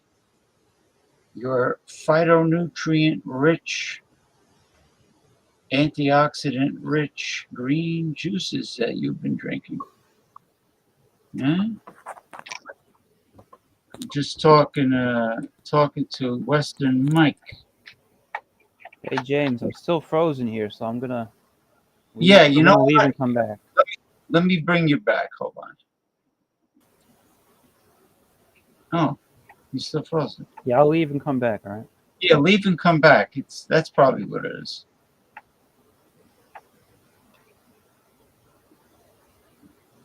How the It's hell like, do I close this? oh, I got hold it. on. I got it. It's like when all else fails, reboot or refresh the page, like Michael Hilton told me. Michael Goldsmith Hilton told me, refresh the page. I had an issue a couple weeks ago. He said, refresh it. The week was way too woke. That's not good. Had to stop rowing for a while due to a headache from overtraining. Green juice is good. Added cilantro. That's a good thing to add, Michael. Oh, That looks better, right? you're moving. You see, when all else fails, reboot. When all else fails, leave and come back, or refresh the page. That's right. You know, like So what I had happened? Michael had a woke week. he had a woke week, and it was too woke, and he had a headache. He stopped using the rowing machine because he's been having a headache. Maybe was it a sinus headache? Is it from allergies? Is it like right here? You know what they say, Michael? Is it right here? You go woke and you go broke. You're right. You know, I read an article, guys, that a certain township in New Jersey is banning Halloween in school. Like the kids can't come dressed up Yeah. for Halloween in class, well, this is the reason. Because they want to be more all-inclusive. They don't want other people that don't celebrate Halloween to feel left out. Who doesn't celebrate Halloween? Talk about like neoliberal bullshit. You know who doesn't celebrate Halloween? Who? The Jehovah's Witnesses. Yeah, because they're holy rollers. They're like evangelical. Oh, show me that clown. Was that Charlie Brown? That looks cool, right? Charlie Brown. I'm going to get even. It says Joker. Wait and see. How come everybody's always picking on me? Isn't that a cool lighter? Yeah, I think so. Would like to go a week without political correctness. Sorry if a little worked up. Nah, we're worked up. Well, come on and talk about it, Mike. We're worked up. Come on. I sent you the link. Come on down. You know, what do you think about that, Michael? About and they were interviewing some of the parents, and this one namby-pamby guy goes, they're doing it because they don't want other people to feel left out. They'll feel the people that don't celebrate Halloween will feel left out. Who gives a fuck? Do you celebrate Halloween, James? You damn tootin' I do. Do you give out candy? I love it. Halloween, well. Do you get trick-or-treaters over there? You don't, right? No, I don't get trick-or-treaters. I don't get any here either. I save money on candy. I celebrate Halloween, All Souls Day, November 1st, and the Day of the Dead, November 2nd. What about All Saints Day? I'm going to go to church. There's mass. I think that's the Day of the Dead is All Saints Day. No, it's the same thing. Well, they call it in Mexico they call it. Yeah, Day of the Dead. With the sugar skulls with the But you're right. Halloween, which is All Hallows Eve. Right, or Samhain, which is the Wiccan witchcraft holidays. But we don't believe in that, right? I believe in. There's a lot of things. I believe in mysticism. And then November 1st is All Souls Day. Is that correct? Yeah, there's All Souls. And then the next day is All Saints Day. Well, I think that's how it works. Yeah, the Catholics don't. They don't really follow or they don't acknowledge the Day of the Dead.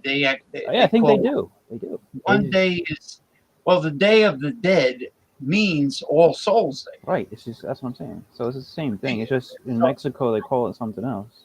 Right. So in Mexico, the people celebrate or honor all the loved ones who have passed away. Mexico is actually a very Catholic country. Like It is a very I think Catholic. like maybe like 95% of them or something like Catholic. Yeah, like Virgin Mary, they call it. They say Our Lady of Guadalupe, Guadalupe. Yep. the statue.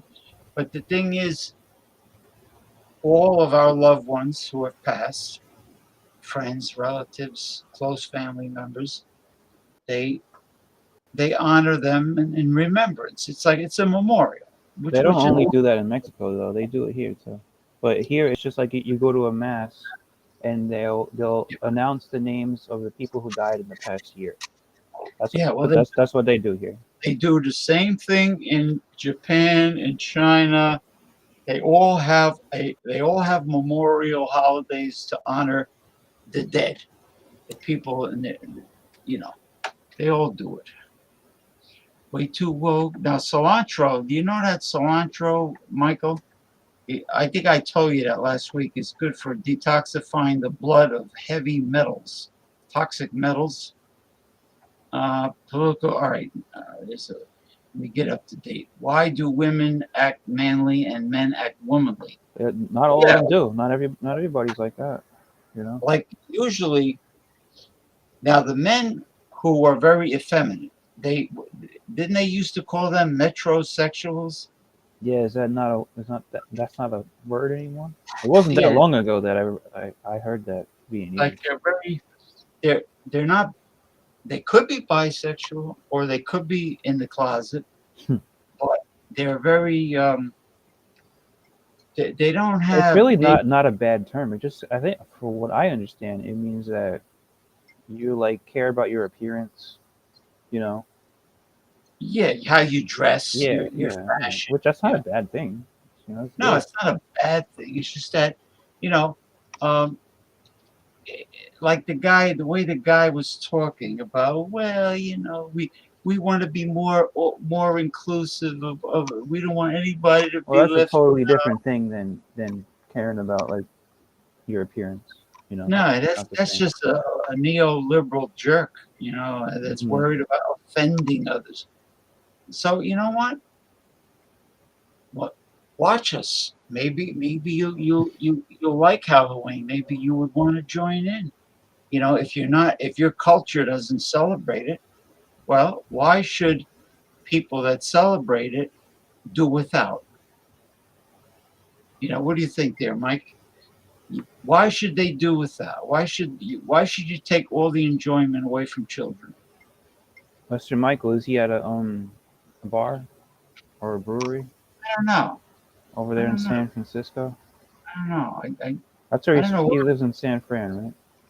Yeah, yeah. Well, he lives in a suburb of Suburb of San Fran. Yeah. Same thing like Mick Von Raven lives in a suburb of Chicago, but he's not in Well, I live in Chicago. a suburb of Tampa, Right, and you live in a suburb of New York City. right, There you go. right on the Jersey side. Now, speaking of Tampa, they there's supposed to be something, an event, Oh, what's it called? Royal Rumble. the Royal It's going to be in Rumble. St. Yeah, Pete. Yeah, it's going to be in St. Pete. That's it. yeah. Royal Which is Rumble. right across the bay from Tampa, the Tampa Bay. Is that where the Greek community neighborhood is? Where you That's get called Tarpon Springs. It's Tarpon? further north. Yeah, but You it's get like Jai- 30 minutes to an hour away. Really? Yeah, with traffic and shit. Yeah. You can get like the spinach pie with the cheese in it. Yeah, the feta it's a huge Greek community, but there's a lot of Greeks all around this area, though. Even gyros, besides that place. with the heroes, the gyros, whatever they call. So it. you call them gyros, right? That's what I always called it growing up in New York. And I like the when I came gyro. down here, they tell you it's called euro. You have to I call like it the a gyro. euro. Have I you like ever heard the that? gyro. Yeah, yeah. I like the gyros made with lamb. I like lamb. A lot of people Yeah, hate I lamb like the because they lamb. say it stinks. That's a strong. I probably prefer the steak though. For what? I'd probably prefer the steak over the lamb. Oh, beef. Yeah, beef. Yeah. Well, it's on a vertical rotisserie, and they slice downward. Oops. I'm staying in lately. San Francisco needs an overhaul. Western Mike. He's in Clearwater, which is a suburb of Tampa. Looks like this is the second time I froze tonight. I don't usually have that problem, right? Well, how far are you from your front door? I'm where I always am. I mean, for being outside, your connection it seems good. I mean, your clarity. This is usually where I go, live from. So I never had a problem before. Yeah, you mean now, when my you phone, I had problems on my phone, but that's, when you use your iPhone. Yeah, but I'm using a computer right now. That's what I've been using lately. Oh, what am I seeing in the background? Is that just like, is that a window? No, that's like. What am I seeing? It's actually pretty nice. There's a fountain over there. It overlooks the pool on this side. And the pool, you see the pool like right here? And it's lit up? Yeah, they got it lit up. Yeah. It's a pretty good view. So you're on a desktop inside. No, I'm outside. I'm on a laptop. Oh, you're on a laptop. Yeah, so it's portable. Yeah, because like when you're on your iPhone. Yeah, the iPhone's no good. But I updated the one that I had previously to a newer version, and it worked. Oh, so I think I joined this show with it once or twice. You have much higher megapixels now with the new phone, right? I don't know about that, but it's at least connecting to StreamYard, which you don't even use StreamYard anymore. So, but that was the problem. The iPhone, the old one, wouldn't connect to StreamYard, but it was a connectivity problem between the programs because I'm not in the pool. It's like I'm on the third floor. I just have like the view of the pool here. You know what? It's I think it's not the iPhone or the Android. I think it's the Wi-Fi connection. No, it was the phone because so I upgraded basically just from an iPhone 7 to an 8. They're already both old, but the 8 worked a lot better by joining StreamYard. Yeah, we were just. Oh, okay. Well, good to hear from you. I remember you from Ronald Tirio's shows. Did you hear about the? Yeah, we just talked about it before. I read the article. I played the video too. The school district that wants to ban Halloween. Yeah, because they want to be more all inclusive, and they don't want to leave anybody else out. Oh, let me throw the crying towel. You know what, too, though? Like, schools never really celebrated Halloween. Like, maybe you put out, like, some decorations, but... Well, the kids would come in with costumes, but not always. They're banning them from that. Do they still do that with the kids wearing the costume to school? I have no idea because I didn't even really do that when I was a kid. I didn't wear a costume to school. Not that I remember. Neither did I. Maybe it's the younger. Maybe it's the younger children. It's the younger. The only thing I remember. When you say that the school district is not, or that they're banning Halloween, okay. Yeah, like the kids can't come in dressed in costumes. Is what he's saying. It's kind of weird. The only thing I remember from the early years of grammar school was my first year in kindergarten. I was sitting there quietly, and all I did was look at these other, mostly boys, little boys. I want my mommy. They were scared, They were probably. I didn't do it, but I was like, I had a poker face. But yeah, no emotion, no expression.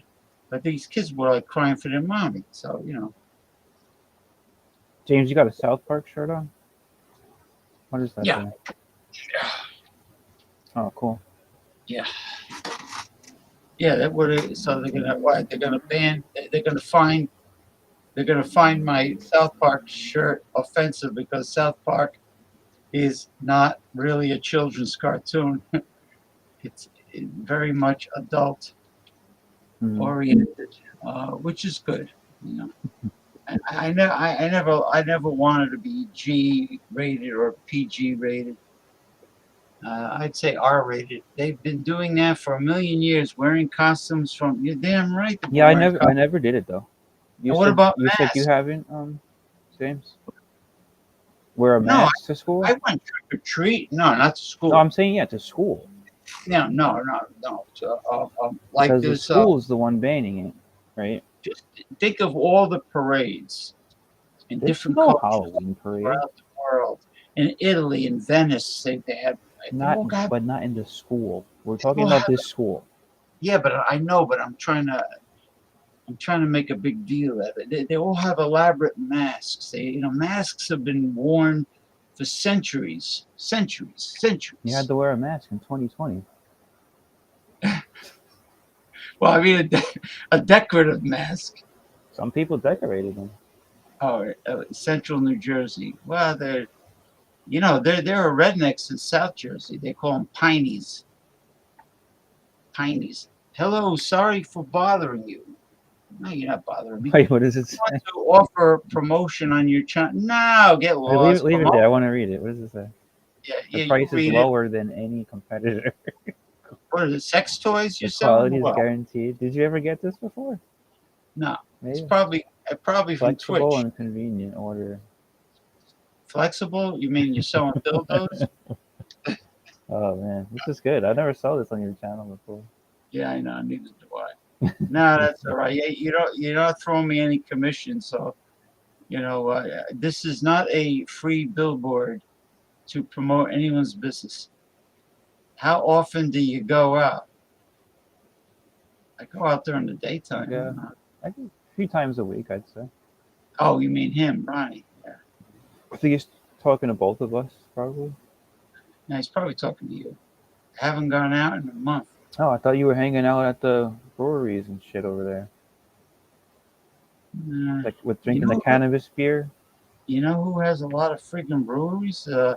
San Diego has like. Yeah, James, they're everywhere though. It's just you can really go Oregon- anywhere in the country. has a lot of breweries. Right, when he was in middle school, When I was in middle weren't school, allowed to wear Beavis and we Butthead. weren't allowed to wear Beavis and Butthead shirt. The T-shirt? Yeah, no, not in couldn't middle school. The same thing for me. What? He's not talking about a costume. He's talking about a T-shirt. You T-shirt, couldn't yeah, wear- no, because it's like they have curses and shit sometimes on the T-shirts. Beavis and Butthead. Oh, they curse. You mean curse? on the shirt? Yeah. Oh. Let's say like ass munch or something. Like little kids can't be wearing that shit. Yeah, I know. You're right. Haha, no beer these days. It hoit. Oh, how is he doing with the rowing, Mike? How was it? The Remember last time? he came on. He was really skinny. Oh yeah, and you say were because good he's been rowing. I know that comes from. That means he wasn't attacking the groceries. He wasn't eating. Because he wasn't drunk, right? He was like he looked very back then. He looked very emaciated, and Yeah. but he put on his normal weight. Mm.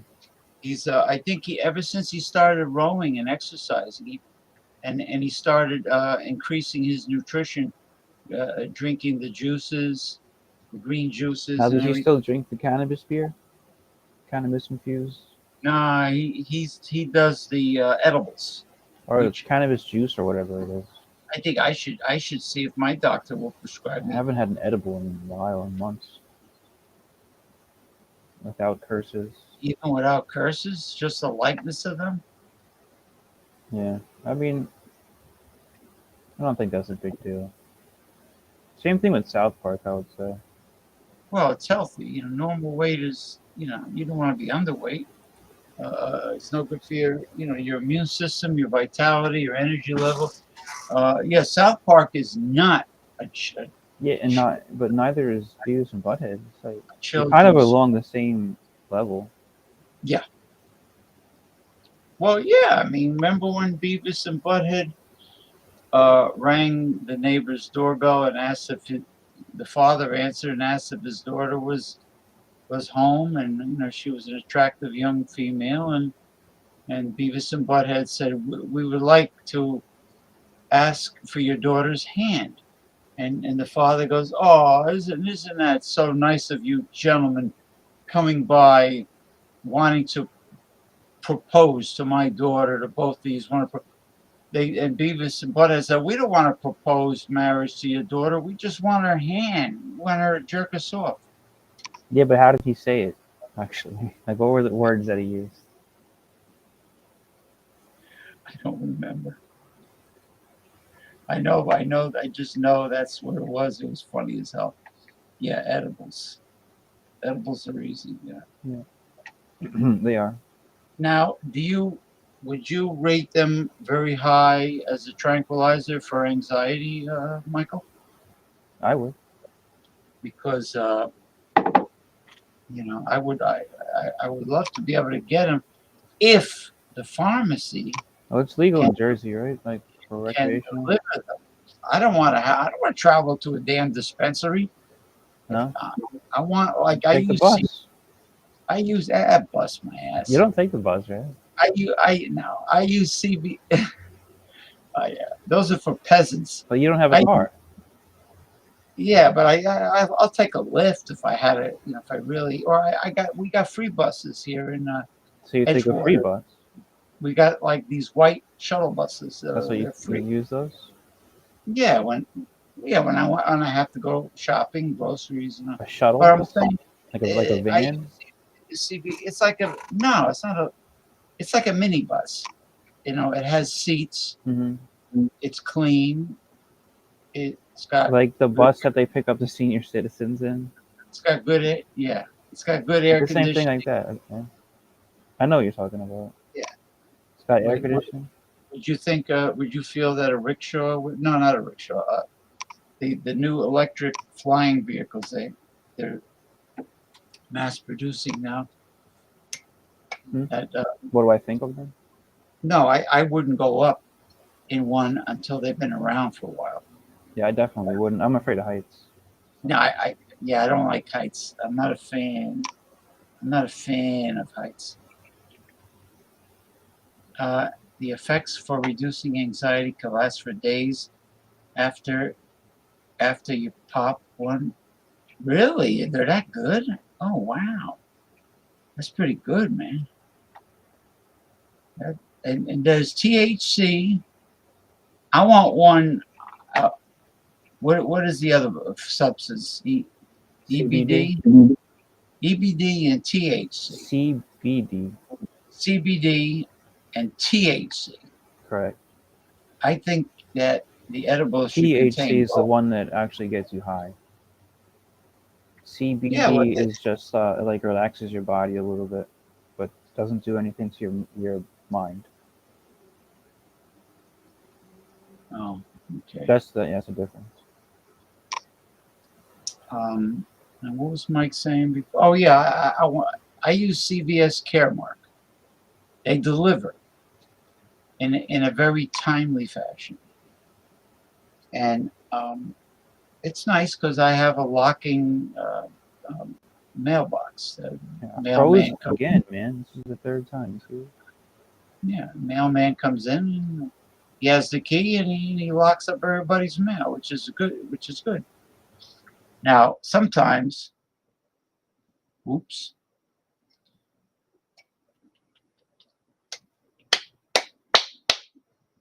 I've had this for almost a decade. Dollar Tree, man, Dollar Tree. $1 mug, Fiesta.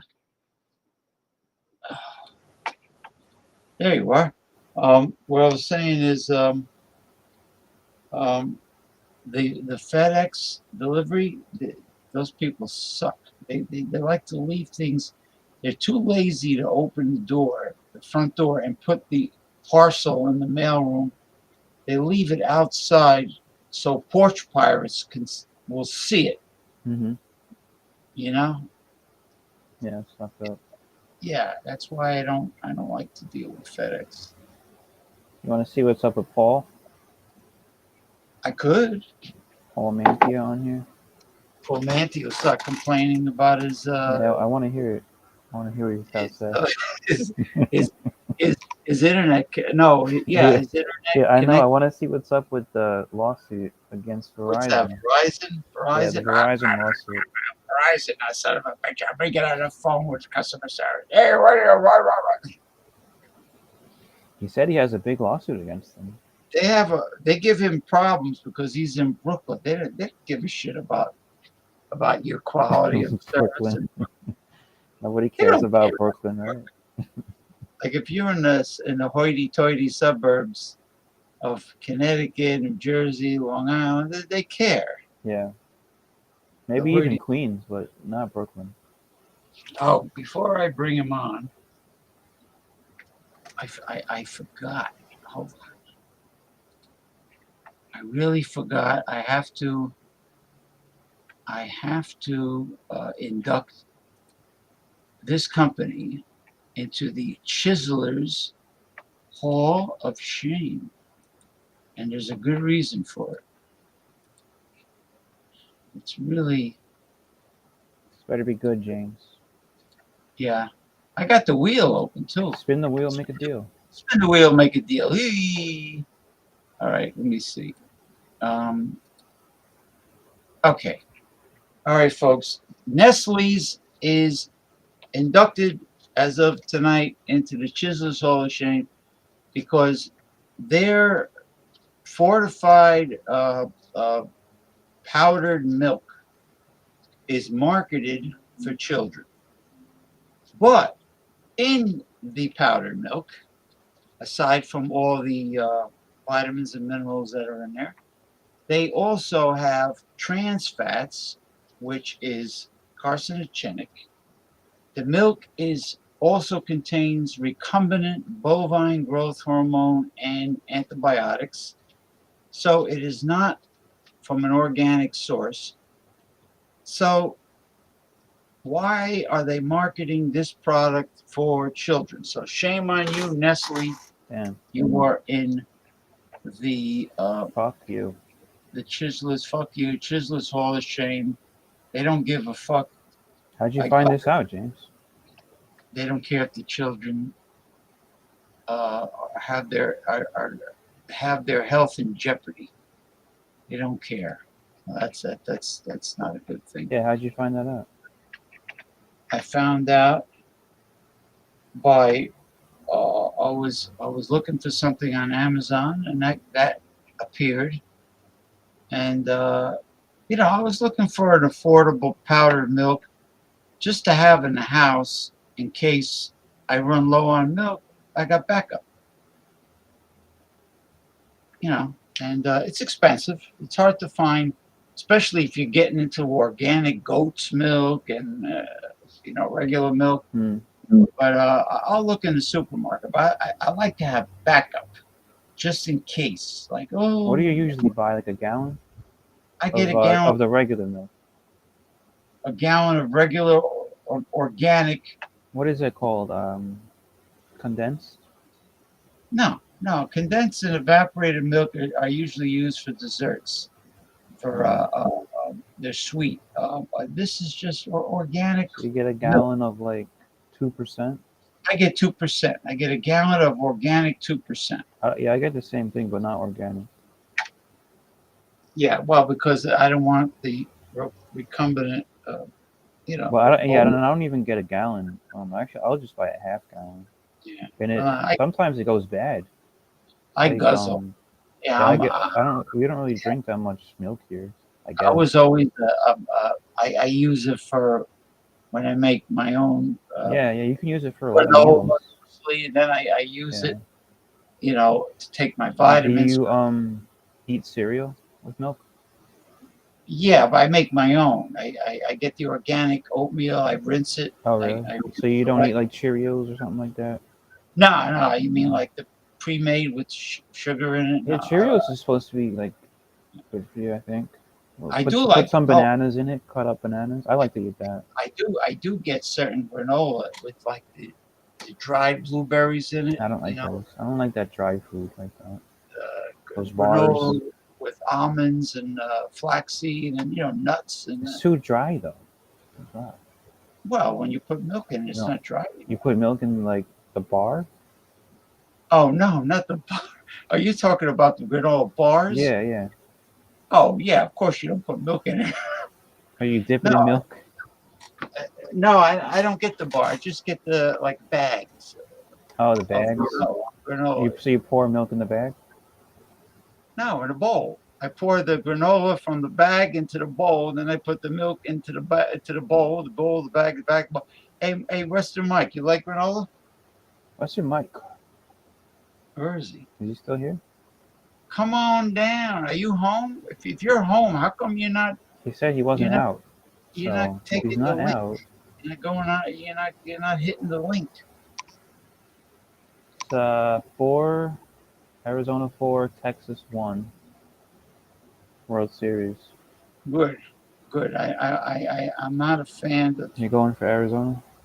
Yeah, because Texas is such an ultra extremist right wing state. Yeah, but that's got nothing to do with the baseball game. But it has nothing. Yeah, but it doesn't reflect large amounts of Texas population like the Mexican Americans. I am sure they are not right wing. I am sure that they are Democrat or progressive. But for some reason, politically, the right wingers seem to muster up enough votes to get elected.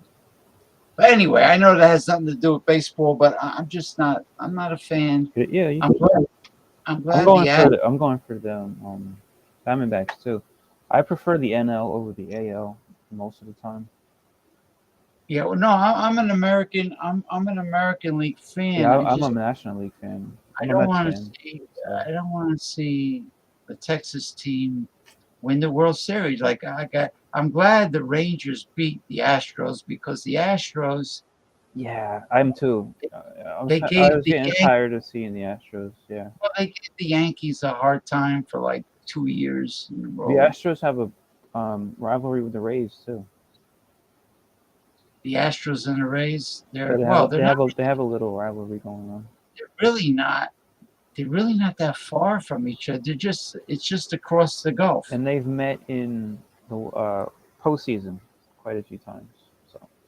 So when the Astros are playing the Rays in Tampa, they just fly across the Gulf, right? Not really. You don't really get any fans from.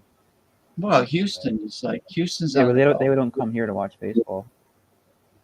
No, don't come. No, not the fans, not the spectators. Oh, just the players you're talking about? Yeah. And the team. Yeah, I guess so. And there's a pretty nice hotel that they stay at on St. Pete Beach. That's where all the visitors go. Look at they give them a nice hotel. And man, I've been eating the monster cereals for Halloween: Count Chocula, Frankenberry, Blueberry, and Carmela Creeper. So Frankenberry is. I remember Count Chocula. That was wasn't that Al Frankenberry that used to be a senator from Minnesota? And it's Al Franken. Yeah. Frankenberry, and he resigned because of the so-called sexual. No, he resigned because of sexual harassment bullshit. It was like Cuomo. It was like Andrew Cuomo. Cuomo got fucked. He got screwed. Yeah, I guess that's a nicer way to say it. He's a Mets fan also. Who? Edman? Nice. What's up? Greet the Mets. How do you say? Meet the Mets. Greet the Mets. Come right out. No, wait a minute. They play that after every game that they win. They play it at Citi Field. It's pretty cool.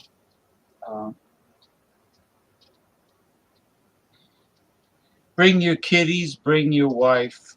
Yeah. Have the time of your life. You'll have the time of your life. Have the time of your life. The Mets are really socking the ball. Yeah, it's like such a classic. East side, west side. It's a New York song too. It's a classic, early '60s, innocence and everything. And the logo is the old New York Giants. It's close to Met, it. Yeah. Mets It's logo. the same lettering, right? It's the same font style. Yeah, font, yeah. The interlocking NY as the old turn of the century New York Giants from the Polo Grounds. Current San Francisco Giants. And that's where the orange comes in. You said the blue represents the Dodgers, right? Correct, yeah. Yeah.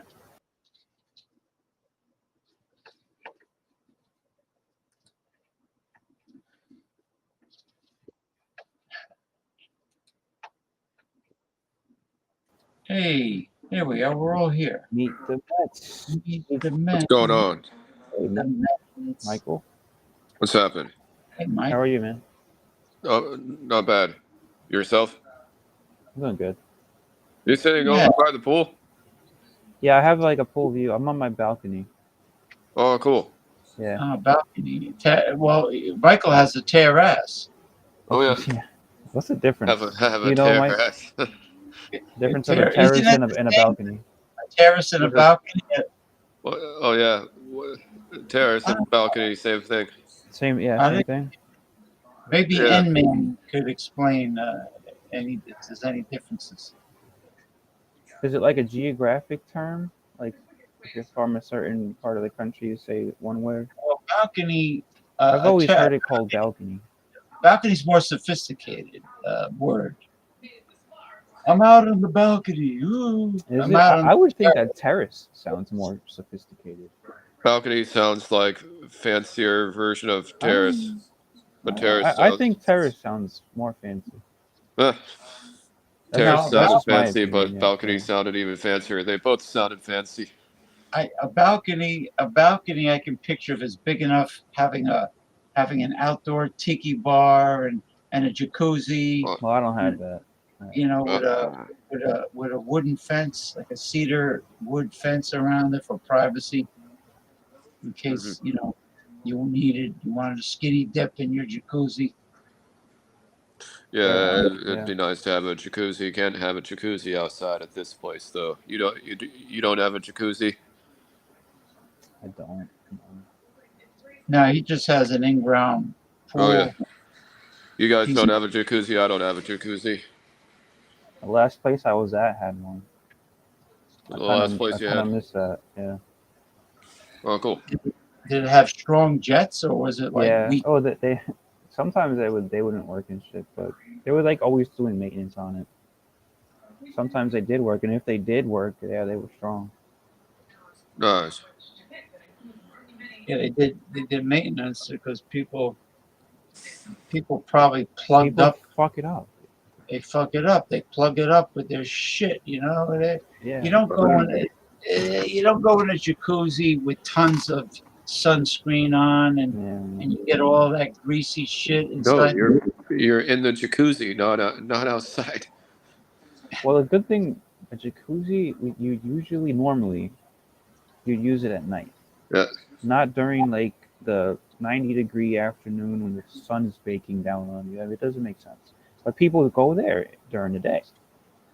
You know, believe it or not, on like a hot July day, middle of the day. That's just crazy. Yeah. Well, the same maintenance they do on the jacuzzi, they do on the in-ground pool. It's the same thing. People got all kinds of shit. They're supposed to shower that crap off their body before they go in, and the stuff gets sucked into the filter. Yeah, the pool is harder to clean even because they get like leaves, shit coming off the palm trees. Right. Yeah, pool maintenance is normal very wear difficult. and tear, just even just dirt and shit. Yeah. Yeah. You know who I took care of one time when I was many years ago? Mike Piazza came in to the store I was working. Mike Piazza. Really? Yeah, well, I worked in the vitamin shop, and Nice. back then we were getting 40%. James, I had Mike Piazza's first Mets baseball card ever issued.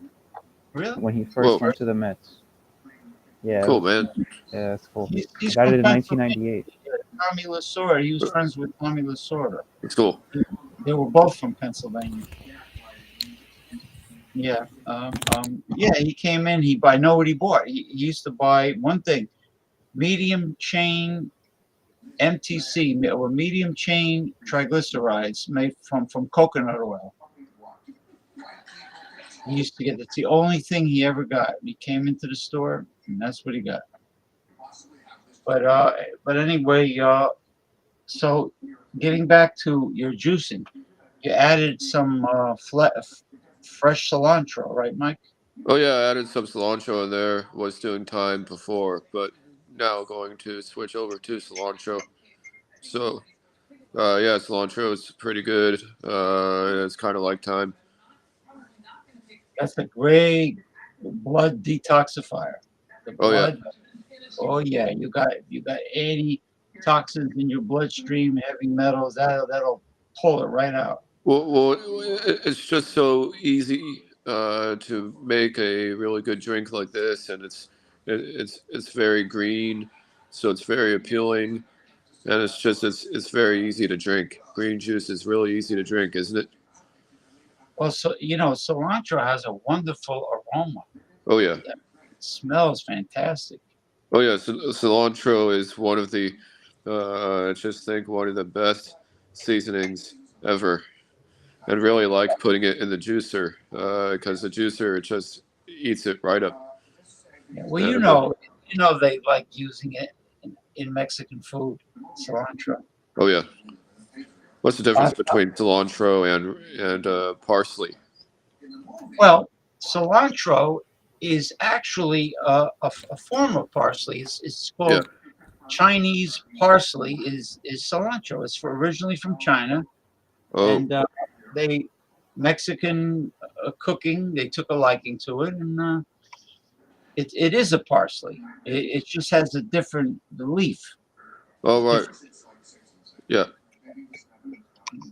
Parsley's got a lot of chlorophyll. The whole parsley family's got a lot of chlorophyll, so it's like really green. And you know what? You don't need a whole lot of protein during the week. You can just eat protein a couple times. But you ever have garbanzo beans? Chickpea garbanzos, they're good. Garbanzos are good. Yeah, I soak beans. They have to be soaked overnight and then rinse in a colander before you cook it. If they're dry, if they're in a can, they're good to go. Oh yeah. I just do the cans, and what I do is just I make 4 salads for meal prep with zoodles, spiralized noodles, and then just put in some chickpeas, and each salad gets half a thing of chickpeas. The chickpeas come in these really cool jars from Trader Joe's. Trader Joe's chickpeas. Oh, got it. Trader Joe's. Trader Joe. You should try Trader Joe's chili. Trader Joe's chili.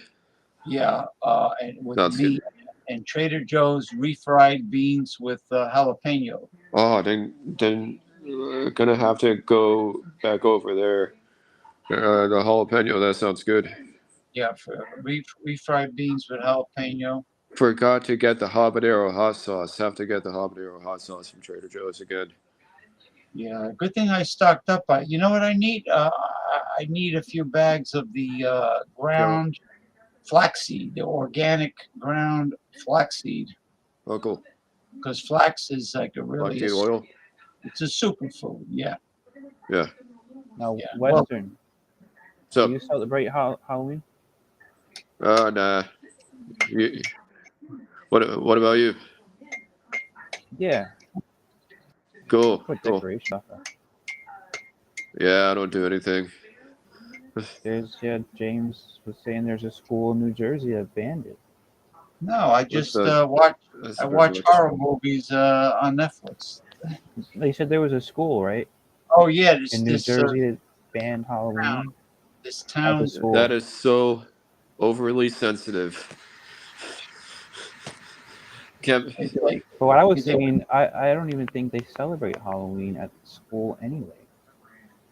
Well, they don't want to leave any other people out that don't celebrate Halloween. They want to be all inclusive, which means they don't want to offend anyone. Well, yeah. What is it with this whole? Okay, this is offensive. This is offensive, guys. Just offensive is it?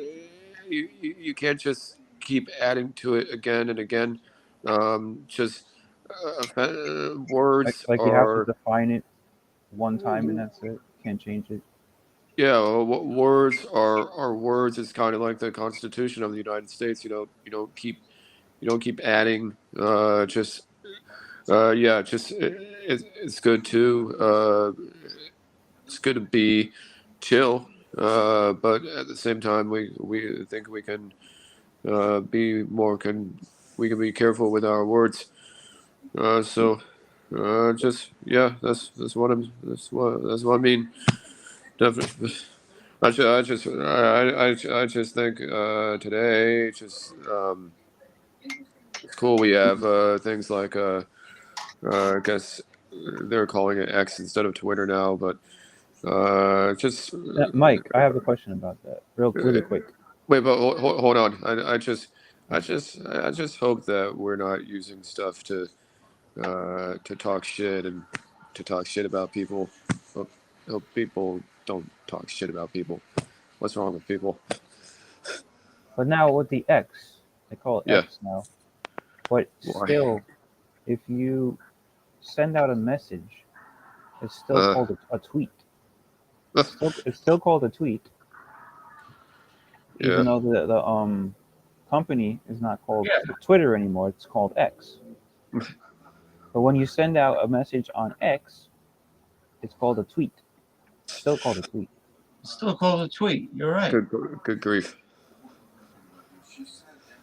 Why don't they call it like an X? You're sending an X. Well, just hopefully nobody's using Twitter and stuff to talk shit, kind of like they are on TikTok and everything. Yeah, it's all, whatever bullshit. It's social media, man. You can't get too concerned about that. Oh, no, definitely not. I think Haven't really been on we all social media. kind of learned that social media is not the place to have arguments and shit. It's just I don't do anything on social media anymore. There's things you can do on it. There's positive things about social media. Might just get like an Instagram for like a business Instagram, just for the YouTube channel. Sure, yeah, that's positive. Sounds good. Yeah. You could do like hobbies and shit that you have, or like an interest. You can join like a Facebook group. Yep. I think Facebook is more productive than Instagram, probably. Facebook is more productive. Instagram is more sleek, though. Sleek? Yeah, it's more minimal. Mm-hmm. Yeah. And it's also probably more recognizable. Yeah. Among like, if you're gonna brand yourself. Instagram is a pretty good place, or brand something, not necessarily yourself, but Instagram is elegant. Or something. Yeah. I don't know if it's elegant. But it's more technologically, it's more advanced. I think it, in a way to say it leans younger, as Facebook a lot of times will probably lean older. But you could use both. I'll be back, guys. If I'm not back, I'll talk to you soon. Okay. Yeah. All right. Thank you for coming. Hey, Jordy. Hold on. Hold on. Let me catch up with you, Jordy. Hold on, man. Jordy says, yo. You should send Jordy the link. I will. Jordy says, link. Western Mike, you are awesome. Keep it up, dude. Keep it up, dude. And man, I never understood all of that Twitter and Facebook. YouTube is good, but the other stuff seems odd to me for business reasons. The most activity on social media for me is TikTok. I have like almost The 3,200 Did you send the link to Paul yeah, I did. Followers. and Jordy? Yeah, well. You stopped beer for like 200 days now. No, I didn't. No, that must be Michael. Maybe James did. Did you? When's the last Yeah, time you had a beer? long time since I was on Ronald's show. It's been a while, right? You don't join the Fandango or any of that stuff? Nah. Yeah, I can't find anything new. I don't want to review the same damn thing. Plus, I run out of things to say. I mean, how much could you say about booze? I think the Fandango show is not bad though. He runs it like, so, it's just like a laid back Friday show. He does a great job. He doesn't get too serious about it, or he doesn't expect you to get too serious. That's what I like. Yeah, like Eric would. Yeah, Eric would want like a full blown review. Well, he'll throw up he would throw up to my face if I bought an item twice. Oh, he would. But Ronald, I've brought the same stupid little, like, cheap gas station bottle of liquor to the Fandango show like every time that I join. I barely ever join, so sometimes on a Friday if I want to, I'll buy like one of those little, you call them airplane bottles at the gas station. Yeah. Of like what's everybody's on TikTok. What's the one that I bought last Friday? Yeah, it's right like there. Those college Jägermeister shit like that. College drinks. Jägermeister. Oh yeah. Well, in Louisiana, they sell booze everywhere. Yeah, not in Florida, but it's more available here than New York, I say, because in New York you have to sell liquor at a liquor store. No, in the South, it's like with Mexico. It's everywhere. And in the South, you can go into Walmart, you can go into supermarkets. It's everywhere. Jordy. Oh, hey, yo. What's up? What's up? What up, Jordy? How are you? What is How was your week? Studio Restream. Yeah, my week is going good. My week is going good. How was your week going, James? Cheers, bro. Good.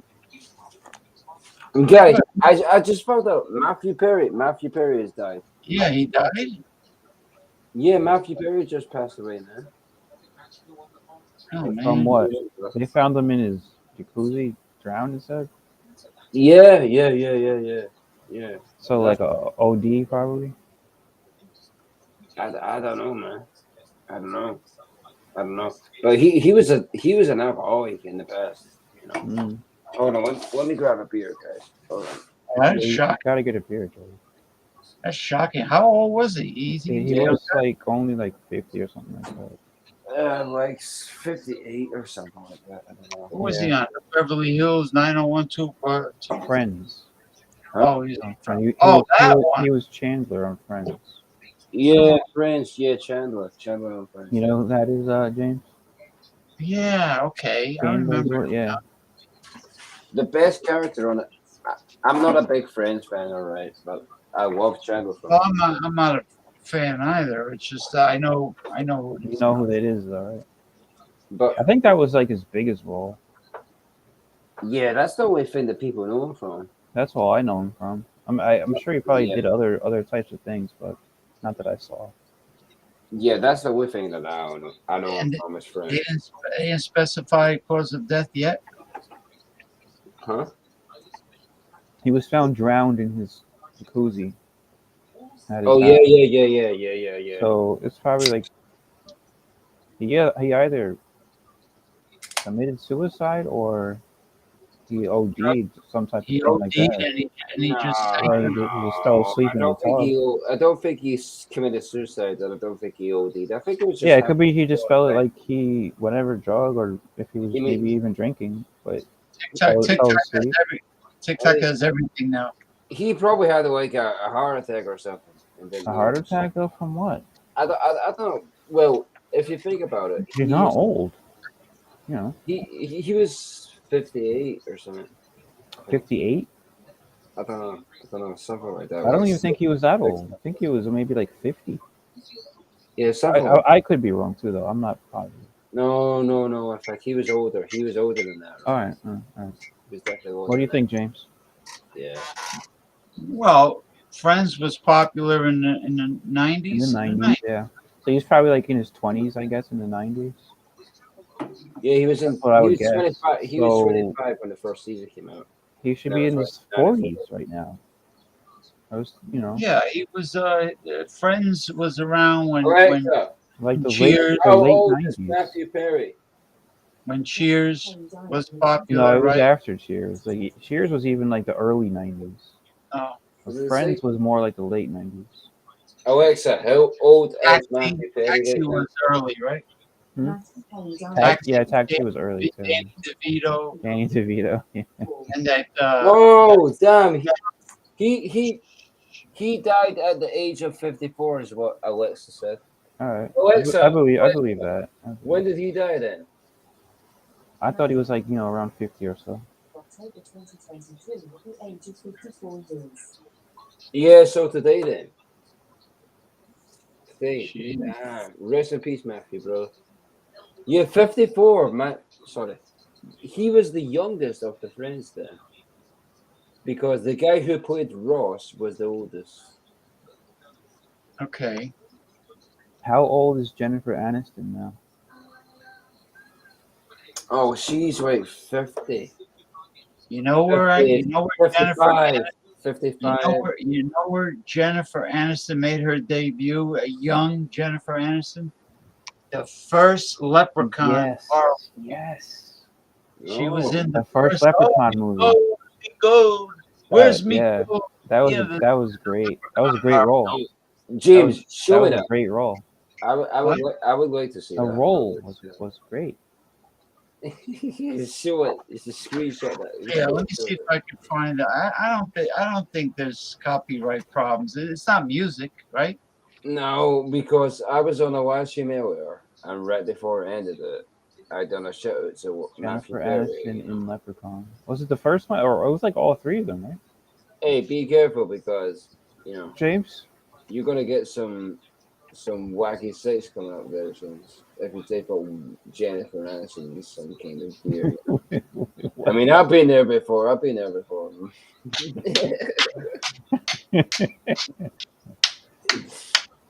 No, Jennifer Aniston, I don't think she was in the second Leprechaun.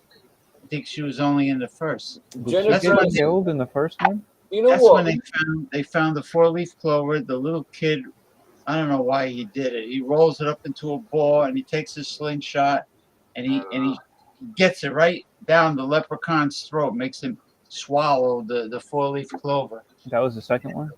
No, that was the first one. James, that's the only way you can kill it is with a 4-leaf clover. Can I tell you something? I have met Jennifer Aniston twice in my dreams. Really? In my dreams. Oh, in my dreams, and it was very good dreams. Okay, let's read it. I mean, maybe he went to like an autograph sign. Did you have a banger sausage in your pantalones, in your pajamas when you woke up from Jennifer Aniston? Do I have a what? A banger sausage. A banger. Forget it. A banger sausage. That's like an English thing, right? Did I bang her sausage? No. Isn't it? No, I've never banged a chick with a sausage. You have a banger sausage. A banger sausage is like a UK thing, right? No, they eat it in Ireland and Scotland. Is it Irish? Oh, wait. You're talking about bangers and mash. Yes. Right. Bangers Sorry, and mash. Yeah, that's what it's called. I know what you mean. My apologies. Yeah, why did you say banger sausage? Because that's what it is.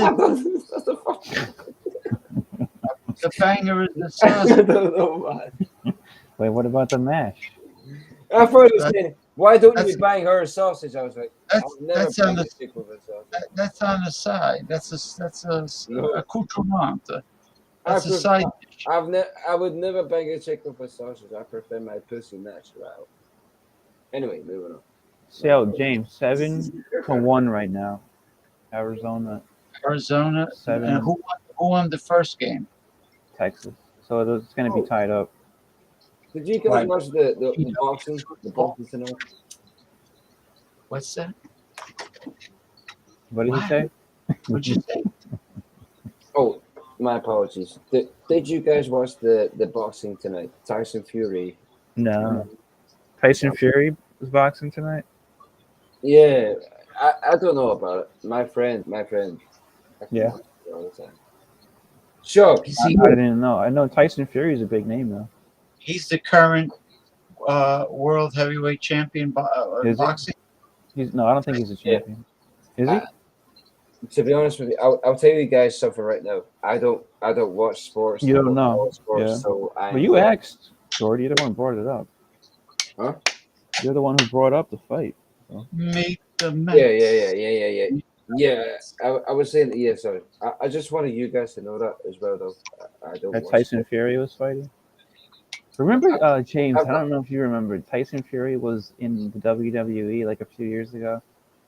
I think he fought he did a fight in one of the Saudi Arabia shows against like Goldberg or something. Do you remember that? It was a few years back. It was like Goldberg or Crown Jewel. What do you call it? Crown Jewel? Jewel? The Crown Jewel shows in Saudi Arabia. It was one of those ridiculous fucking 120-degree shows. 120 degrees outside. You know, I don't like it because the women wrestlers have to be all covered up. Yeah, all covered up. I remember Sasha Banks. Saudi Arabia. When she wrestled somebody and she covered it just only shows her eyes. Yeah. No, they don't have to go that far. But yeah, that's what she did. They have, they have their legs covered, their arms. They have to wear Do they have to cover their face too? No, not their face. No. Oh, I know Sasha Banks did. She just had so she could see the eyes open. Mm-hmm. But maybe she was just doing it for costume or whatever. Oh, the reason. By the way, my apologies. The reason I said that before was because my friend over there loves bitten. He loves bitten. He's got his earphones on right now. Oi, Barney, faster, come here. Oh, faster? What is he doing? Somebody's doing this. Come here. Faster? Come here a minute. There it is. Come here. There we go. Oh. Tell me you're bitten all night. Right. You've been bitten on it. Say Yoda, James, and say Yoda, Ron. Yo. Hello. I look fucking. Nice to meet you. I can't even think of it. You repeat it, you cunt. Mine's a red raw, bro. Just after I was on the camera, mine's a red raw. You intoxicated? Ching dong, ching dong. Why does he show you do a bong head? You've only got a wee bit of week left. A wee bit then? Are they speaking Scottish? I'm not keeping that for bedtime, Debbie's. Keep I it don't up. think they're speaking English. Oh, bedtime joints. Yeah. Gaelic? No. You're speaking Gaelic? Listen. Oh, look at that. Is that a pipe? Some kind of bong? Oh, look at that. Hold on. Let me get a close up of that beautiful work of art. Look at that. Look at that. Nice. Look at it. Very nice.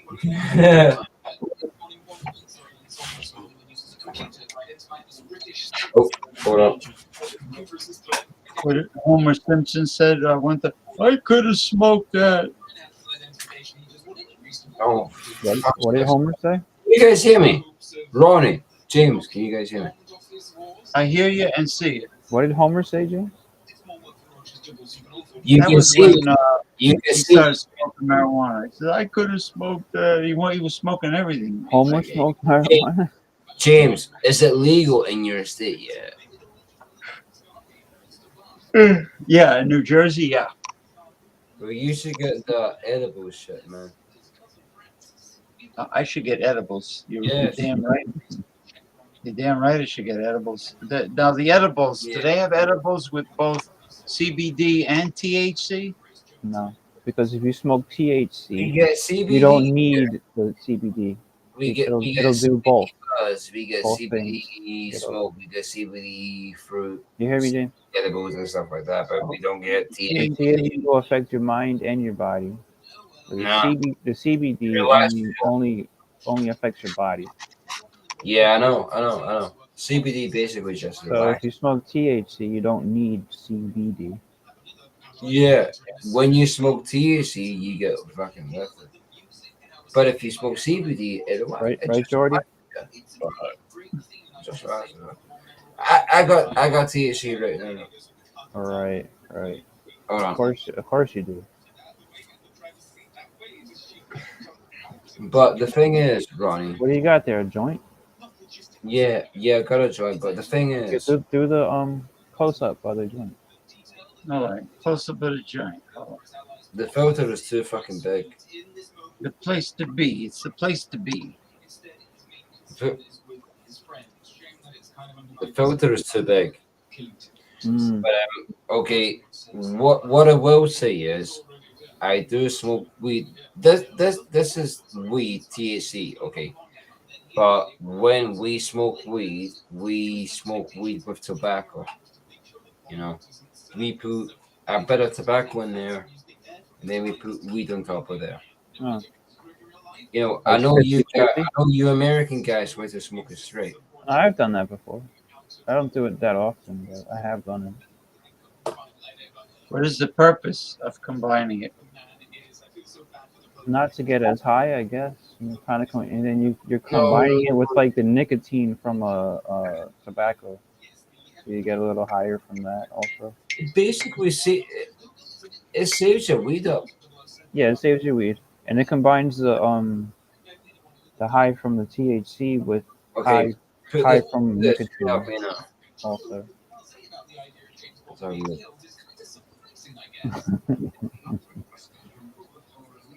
I don't like your full screen, you know. I prefer just showing up. Yeah, no, I hear you, man. Yeah. Well, we want to get it like when you held up that pipe. Yeah, you could have just showed it, but you didn't have to. You didn't have to keep him on. No, that's just a joint. That was a work. That was a work of art. That pipe. I just wanted good to get a bird's eye view. Oh, what this? Yeah, that's why I did. You're gonna do another full screen of that? No, we already saw that. Yeah.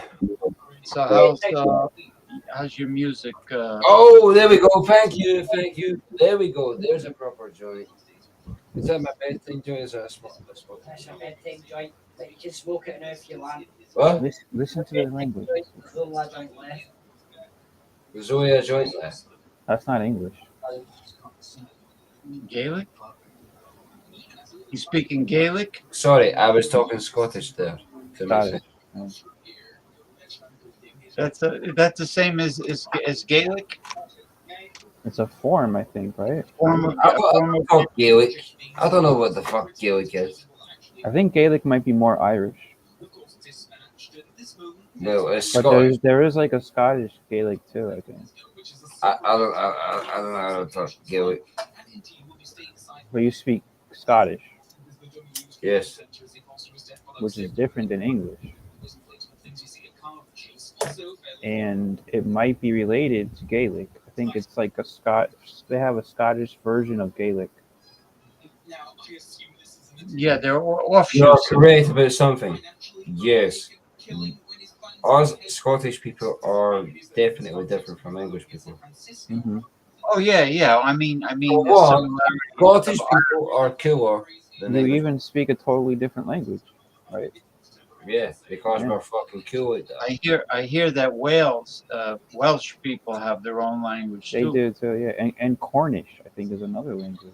Cornwall. It's crazy. It's such a small area. They have many different languages there.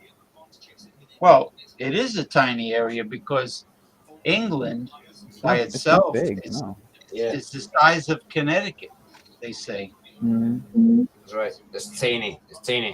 This is a small country, yeah. So Wales is really tiny. Wales is just the southwest corner of the island. facing the Irish Sea. Basically, that's Yeah, we exactly. yeah, yeah. And then Cornwall, I think, is on the other side. Right? Is that right? That's the Cornish. The Cornish. It's the bottom of England. Cornwall is the bottom of England. The bottom. It's the south of England, yeah. Like southeast. West. No, southwest is Wales. Because there's like a cape. There's the English Channel. Southwest. And then Southwest. like a peninsula of it comes out. And then there's Ireland, which they have Irish Gaelic, a whole totally different language. That's the island right beside the UK. I've never And then been. there's Northern Ireland, which is like a version of the UK. That's just You're talking about Ireland. Yes, I know what you're talking about. It's just a British colony, Northern Ireland. It's a British colony. Yeah, I've never been there before, but yeah, it's mostly Protestant. I think the Protestants live in Northern Ireland. It's just like a part of Ireland that the British conquered, and they stayed there and imposed like their Protestant culture and shit on the Irish. It was like one of the first, before the United States or before like North America, one of the first areas that the British like left and conquered. Mm-hmm. That's one of the last of the British Empire colonies. One of the very Northern Ireland, the Falkland Islands. Falkland Islands. You know, Bushmills whiskey is made in Northern Ireland. And, yeah, like the far north of Northern Ireland is where Bushmills. That's the whiskey that I had when me and my friend John were drinking, and we had that stuff when we were drunk. Wow. Bushmills? Yeah. Yeah. Bushmill whiskey. There's another Irish whiskey that is very smooth. It's Paddy's. Paddy. Paddy's. Paddy's? Paddy's, yeah, with two D's. Paddy's. Okay. Paddy's. Yeah. Is a good one. There's so many. I mean, but still, Scotch whiskey has more distilleries, more companies than any country that makes whiskey. Scotland has tons of distilleries privately owned. Yeah, you know what Charlie Sheen does. He does. What's it called again? Fresh air. Did you say nighttime cold medicine and Scotch? Nighttime cold medicine mixed with Scotch? That's what Charlie Sheen thinks, brother. Oh God! Nighttime cold medicine and Scotch. I wouldn't do it. No, neither that. You ever have Johnny Walker Black Label? That's Scottish. Yeah, Johnny Walker Black Label. That's from here. That's Johnny Walker's from Scotland. I never had the black label, but I've had the red one. Yeah, Black Label is the next step up from red. Oh, James, I gotta send you some real good whiskey and some real good beers. You got a lot. I bet the best whiskey are the small family-owned distilleries, the small companies, family-owned. I bet that's where you get. Yeah. Wow. Do you know what the weird thing is, though? Okay, I'm from Scotland, right? But I prefer to try my American stuff. I prefer to instead of trying the Scottish whiskies and the Scottish beers, I tend to go out and I want to try the American stuff. I want to try the Swedish stuff, the French stuff, the German stuff, the Belgian stuff. Everybody makes beer. I mean, everybody except the penguins in Antarctica. Beer now is made by practically every country, even African countries make beer from not barley beer, but they make sorghum. I think they make sorghum beer.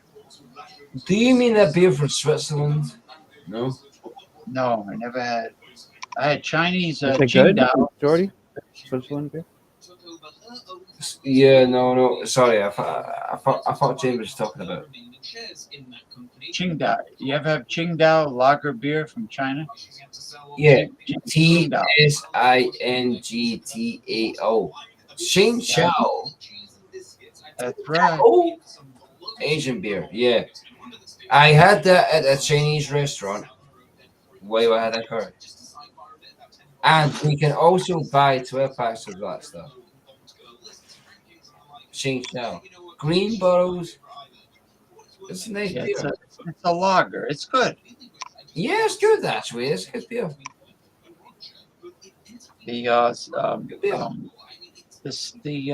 What's the Italian one again? Baroni. Peroni. Is it Baroni?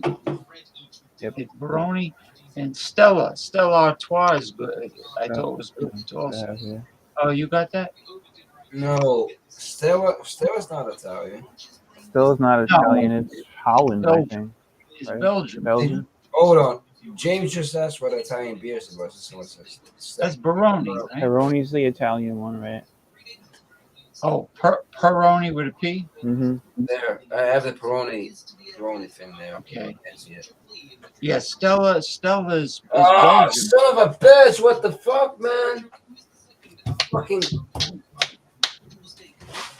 Oh, did you spill your beer? No, fucking.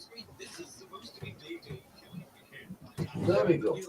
The Was that fucking Pabst? sticker fell off. Like a Pabst Blue Ribbon. Yeah, Pabst Blue Ribbon. Those are all stickers, Jordy? Some of them are stickers. Some of them. Pabst Blue That's a Ribbon. pretty cool collection you got there. James. Oh, thank you. Thanks, Ronnie. James. Oh, Ronnie as well. Schlitz beer. Schlitz, yeah. You see that, James? I don't drink macro. Schlitz that's Ron Terrio's beer. Yeah, Ron drinks all Yeah, the but it's pretty good that you get that all the way over in Scotland, and that's not even that popular in the United States. Well, you can't get that over where I live. I can't get Schlitz. Schlitz. I've kept that 6-pack. Where'd you buy that from? I got that in the west end of Glasgow. Hmm. It was an import shop called Pintos. It's a Mexican deli, but they also import beer there. Oh, really? They import Mexican deli in Glasgow, Scotland. That's yeah, cool. but I only seen that for like a limited amount of time. This was back in 2017, 20. Yeah, so you picked it up. 2017, Yeah, 2018. that was a good idea, man. When I picked it up, Ronnie, I felt my first with that shit. Trust me. Yeah. And I knew that this Those stuff. techies you got? See it, guys. So I kept the 6-pack. Did they have a Negro Modelo? They have Dos Modelo. Equis right there underneath that one. You got that. Modelo The Dos Equis. The Dos Equis. I got that recently. Oh, yeah? The Schlitz I got back in like 2017. This I got back like last year. I like Okay, Dos so Equis, if there's and anyone out there from Glasgow, then I got this stuff from a place called Loop, LUPEPINTOS in Glasgow. It's a Mexican deli that does imported beer. So they have all the Mexican beers. They import American beer as well.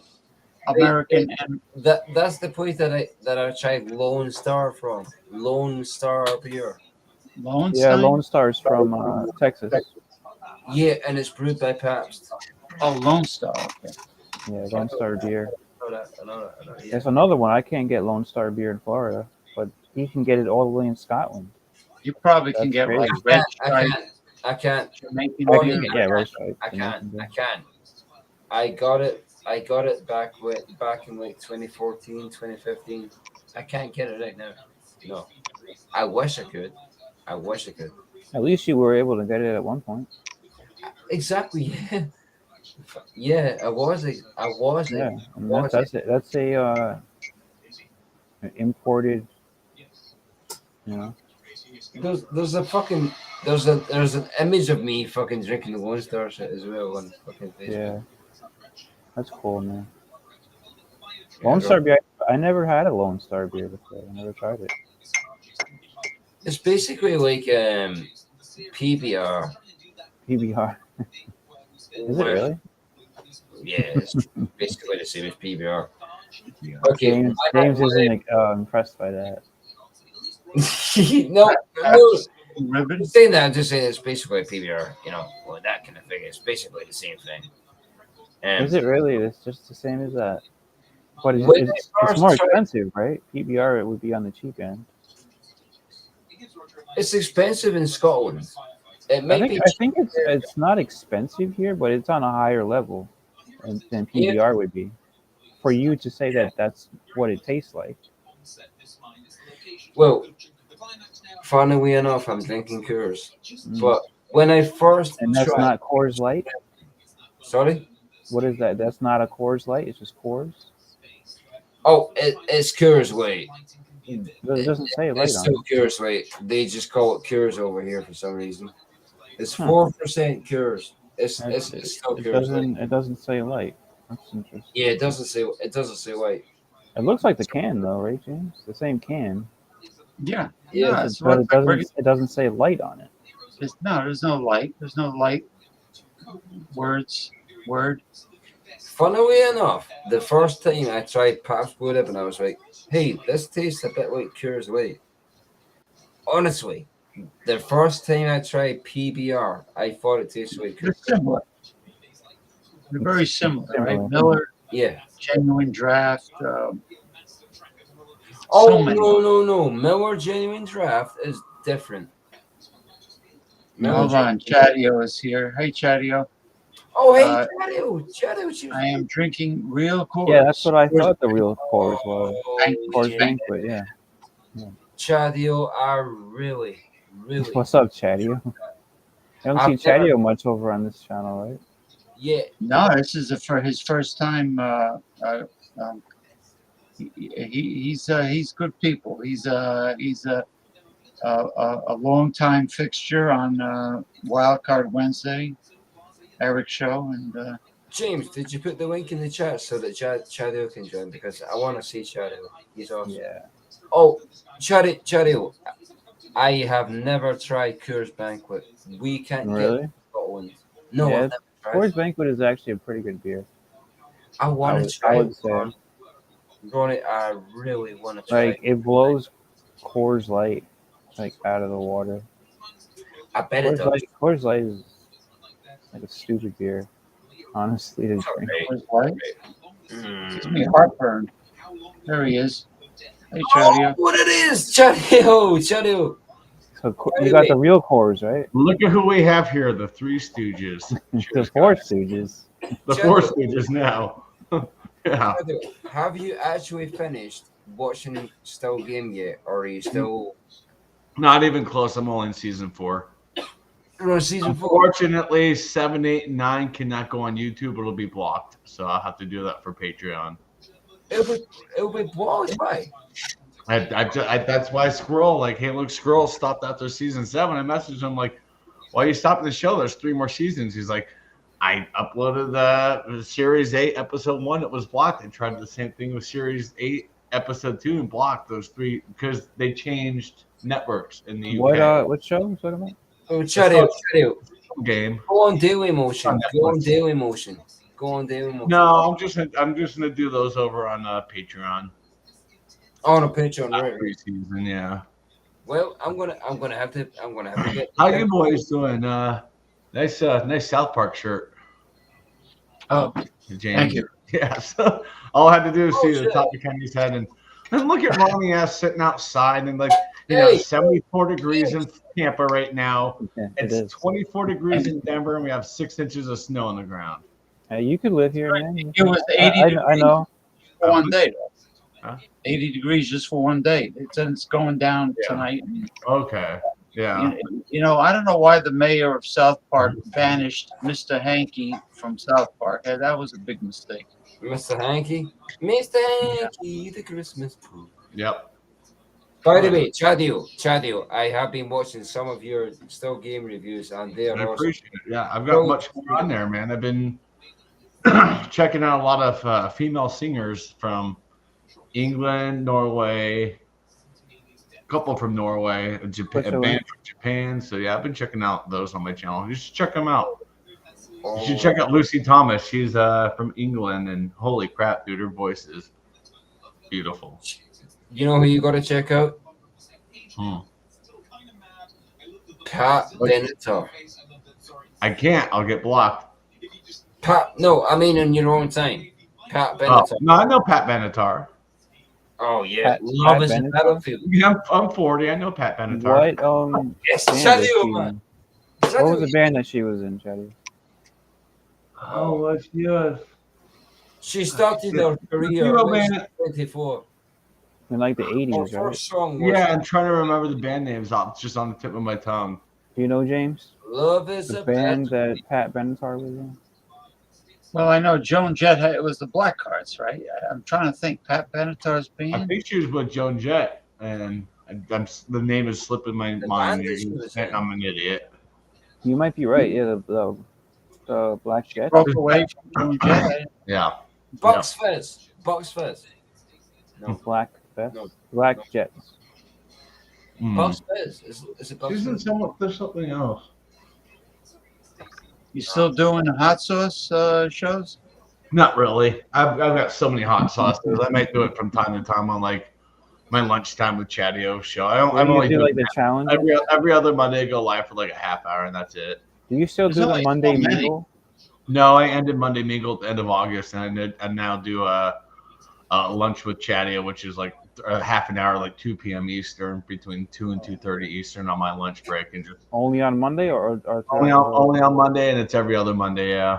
And it's just I'll bring somebody up for about 25. Cutting it back a lot, huh? Oh yeah. No, I'm focused on videos over live streams. Oh, okay. Alex has been doing a lot of shows. Mm-hmm. Alex and Friends, right? Mm-hmm. Alex. Oh, there we go, Chadio. Alex and Friends. Yeah, he goes live 3 days a week. Chad. Thursday, Friday. What's up? I know that's Coors, not the light. That's Coors. I got the banquet. But it's weird because Chadio, it's like, I wish I had the that. can. I would love to try Coors Light can. Yeah.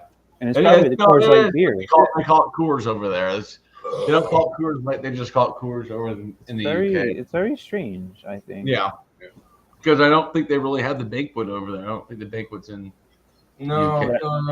You said that he's we never don't had get it. the banquet. We don't get the banquet here. That's a bummer. You'd have the banquet. That is a bummer, man. Because Jordy would have the banquet. Go, where the hell has this been my whole life? This is good flavor. Yeah. I mean, I bought a 24 pack for $15 at the grocery store earlier. Because I'm like, we're in a snowstorm for a couple days. I've got about. You have a snowstorm over there, man? Really? Yeah, we're expecting 6 to 14 inches by tomorrow afternoon. Tomorrow afternoon. Damn. And the Broncos and Chiefs game is still happening. Taylor Swift will not be there. Thank freaking God. Why? Because she can't handle the cold. She's so really? Because she's been going to all the games, right? I know, but she's not coming here. Not with the snow. She doesn't want to deal with that. I don't blame her, man. She's a little princess. Fuck that, though.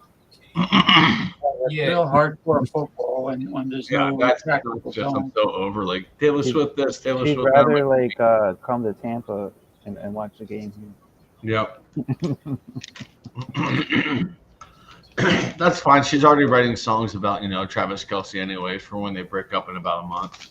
Chadio, you're in Colorado. I keep Yes. forgetting. I have skied down the mountains where you live. Yeah, you skied in Vail. I've skied in Vail a couple times. I prefer Vail? Breck. I like Breckenridge. I may go. I wanted to go this coming weekend, or next weekend, but my friend, she's like, we're going to see Queen. I'm like, oh shit, that's And right. then Breckenridge is the name of a brewery too, right? Yeah, and that's where the brewery started, was in Breckenridge, and then they moved to Denver, and then they moved to Littleton, and then they sold the AB InBev, and their beer's now garbage. Not as But good. it comes from Colorado.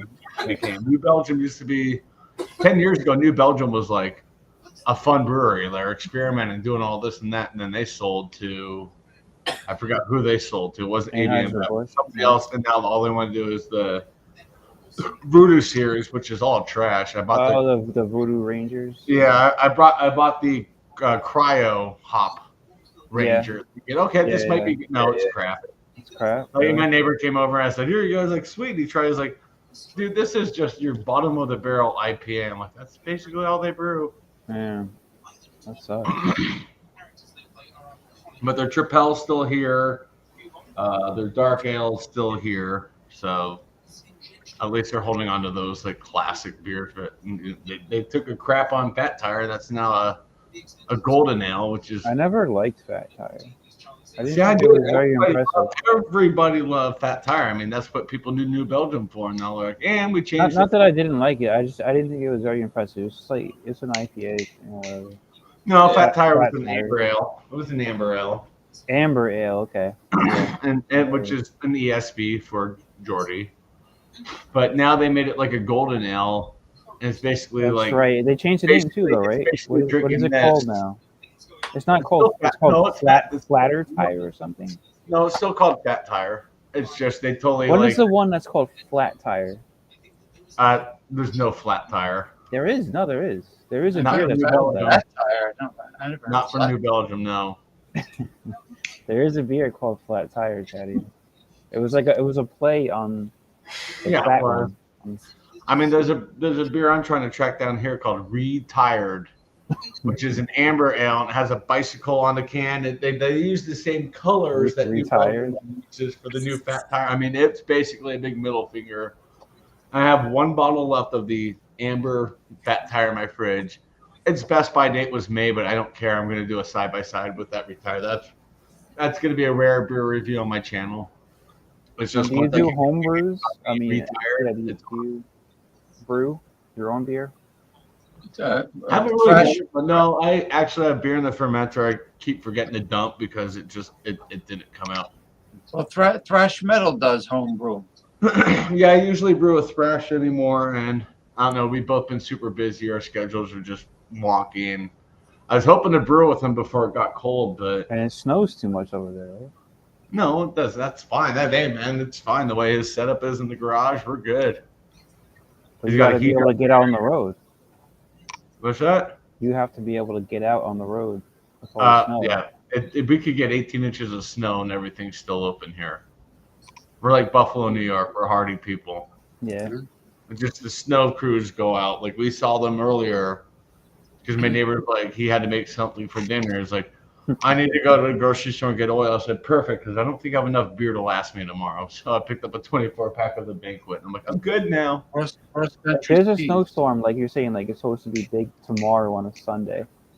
If you had to go into a job in person, would you count on that job being closed the next day, or you wouldn't count on that? Nope. Not with 14 inches. No, it's open.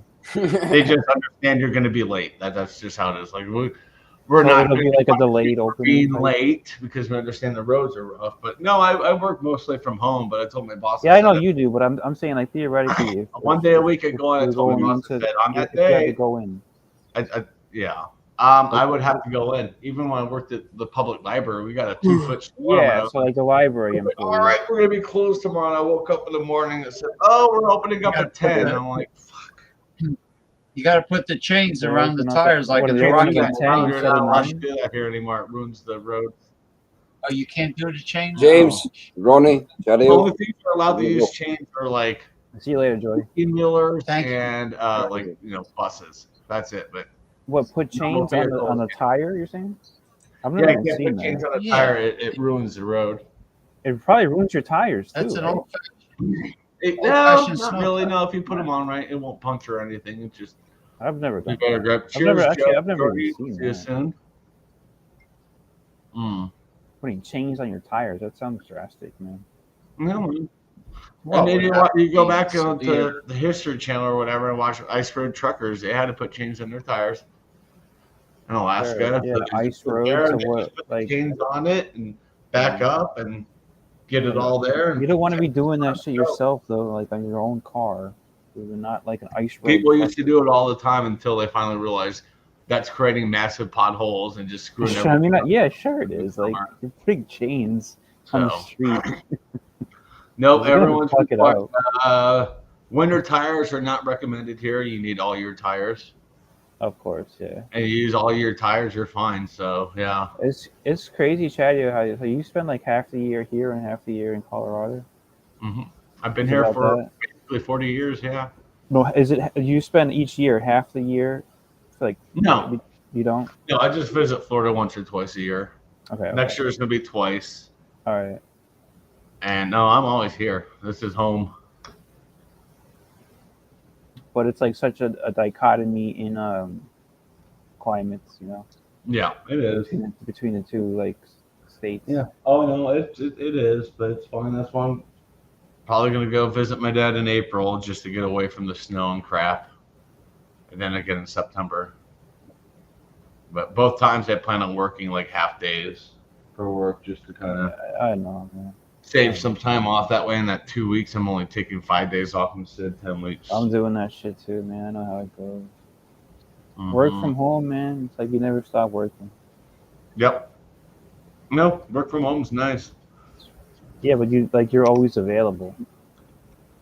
You I'm know? hourly, so no, I'm only available between hour one and hour really? two. Yeah, they have me on hourly. My boss is like, "What do you think about being salary?" And I was like, "I don't like that." No, I said, "No, it can be. no. It can be good. There's things that are good. Yeah, about I mean, but still, it's like. But also, you can get taken advantage of.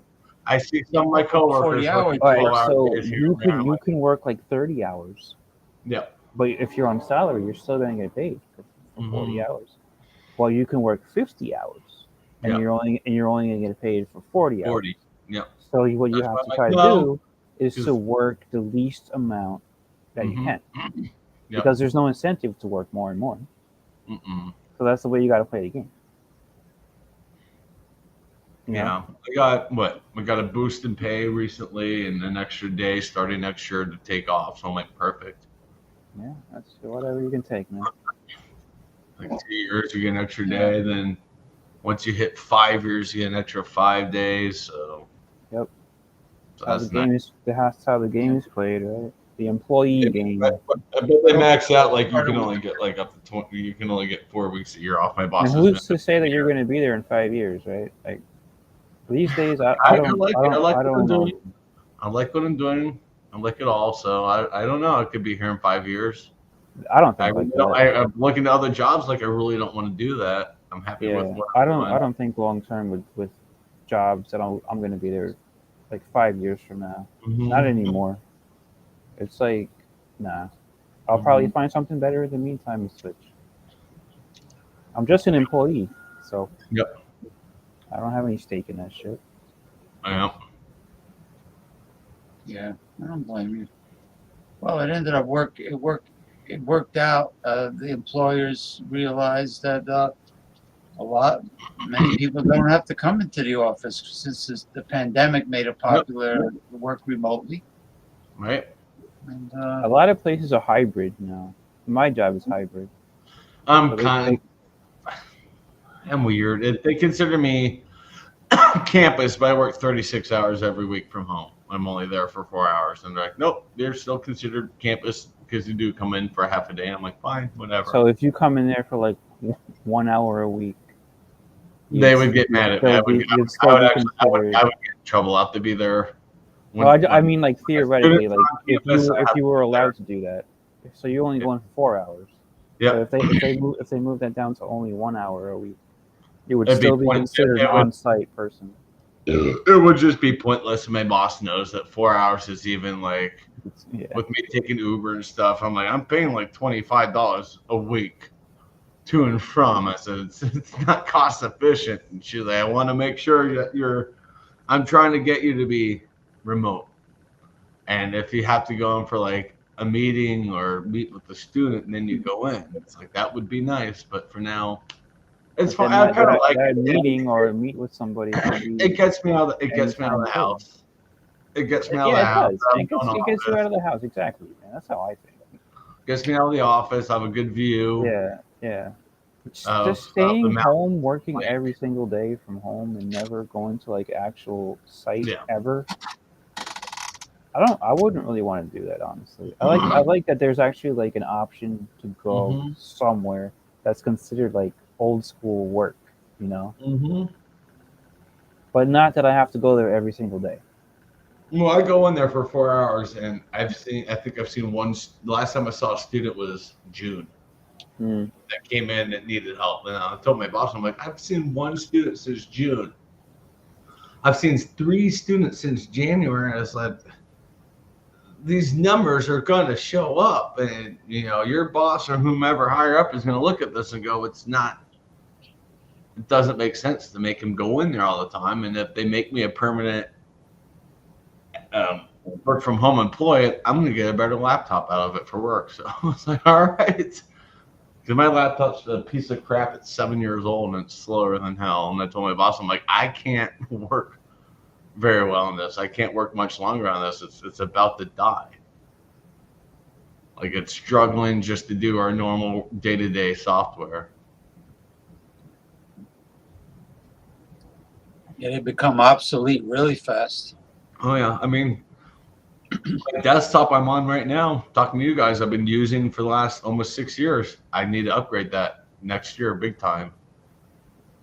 Like, I rather just put money into it than buy a new computer, because this has a disk drive. I just bought a new laptop a couple of months ago for like, I think it was like 400, something like that. Yeah, I bought it during the like the back to school here in Florida. They do like a statewide no sales tax for back to school stuff. And laptops count as that, so I got it tax free. Yep, that's nice. Yeah, I have a laptop I've had a year and a half, and I think I've used it maybe 10 times. I like having a laptop. That's how I go live on here. Using I mean, I have a Logitech camera on an arm. I've got a microphone on an arm. This is my spot. But the laptop is for, I'm going to Arizona in January, visit Art by Sparkle and her husband for a week, and I'm taking my work laptop so I can work while I'm down there a little bit. And work from home, man. Yeah. That way, it's like, if I record a video down there, I can like edit it and stuff on my laptop, my personal laptop. Plus, if I want to hang out, like Sparkle's like, oh, Tom and I are tired. We're going to bed. It's 7 o'clock. Well, let me see what live streams are going on. I'll hop on live streams. I'm bored all the time. Yeah. I use it to edit videos and watch James, sports. James might be live one time. Who? You can join James. Yeah. I know. I've been subbed to James for years, and I finally saw you on now, and I'm like, I have nothing going on. It's cold. I'm not going anywhere. I was at my neighbor's house for a few hours. We watched Super Troopers. I ended up watching it twice because what he was making for dinner took several hours, and the movie just replayed. So we watched that a couple times. Funny movie. But he made a Korean corn dog. It was really freaking good, dude. Holy I crap. like Korean barbecue. Nice hot, spicy Korean barbecue. Pretty good. It wasn't spicy. I mean, it was basically, he took a hot dog, he cut it up, put it on a skewer, and put mozzarella in there too. He battered it up, did everything. He made it for his daughter, so she got two, and he's like, I got an extra one. You want it? I'm like, sure. So I tried it. I was like, dude, this is really good. He's like, yeah, it's a pain in the ass to make. I'm like, I would never request you to make it because I've been sitting here talking with you for the last 4 hours while you've been making it. And the kid's just like, oh, it's okay. I'm like, you're in your little office playing your video games. You don't realize the work that your dad just put into this. And the fact he had to go out in the snow to get ingredients he forgot to get. It's like, come on. The Korean, the chain of Korean supermarkets, H Mart, they have this popcorn. It's huge. Each kernel is like I try to ask them, how do you, what kind of corn do you use to make this? How do you get it that big? And you know, they just like they said, we don't know. Yeah.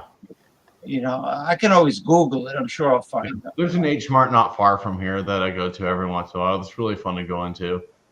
Yeah, they got good quality produce and meat, fish and meats. And No, their meat. That's the best place to buy the meat, and it's good price and it's high quality. Their seafood department are Yep. impeccable. Mm-hmm. Because the Asian ladies, they're perfectionists when it comes to their food. Oh, You yeah. know, they won't tolerate anything. Asian and Hispanic ladies, yeah. Oh, which reminds me, I'm getting tamales in like a month from a neighbor. I can't wait. That's why I'm like, oh, it's snowing. I saw the break. I'm like, it's snowing. It's like tamales. I was like, yay! They make tamales around the Christmas season. Yeah, and so every Christmas, it's delicious. she drops off about a dozen tamales to me and a dozen to Franco. And their family in Mexico has a nut farm, so we get nuts from Mexico, and they're like really freaking good. They wrap it in corn leaf, and it's it's corn. Round. You ever have the freshly made tortillas? Mm-hmm. Yep, she does them every once in a while. She'll say, "Here's a couple tortillas." I'm like, "Thank you so much." And I make tacos with them. I'm like, "Oh, I can't get this quality from the grocery store. Holy crap!" I love Mexican food. Enchiladas, you name it. Quesadillas. Yep. There's something called sopas, which is like a tostada. Mm-hmm. But it's a thicker piece of corn. Thicker. And they put a bunch of shit on top of it. You can get like one chicken thing I don't like, or one Mexican food I don't like is tapas. I had tapas once. I'm like, just wasn't a fan. Just didn't do it for me. I'd rather have quesadilla or like street tacos than like an appetizer though. Right? Yeah, street tacos they're smaller, right? Yeah, they're smaller. They're smaller tacos. But it's like I order 3 of them. I'm like, I'm good. Remember what Vicente Fox, one of the past presidents of Mexico, when during the time Donald Trump says, "I love Mexican people. I eat taco bowls." He was cursing on one of his shows. He says, "Taco bowls is shit. Eat the fucking tacos." Yep, I remember that. It's so funny. It's like, oh shit. Eat the fucking tacos.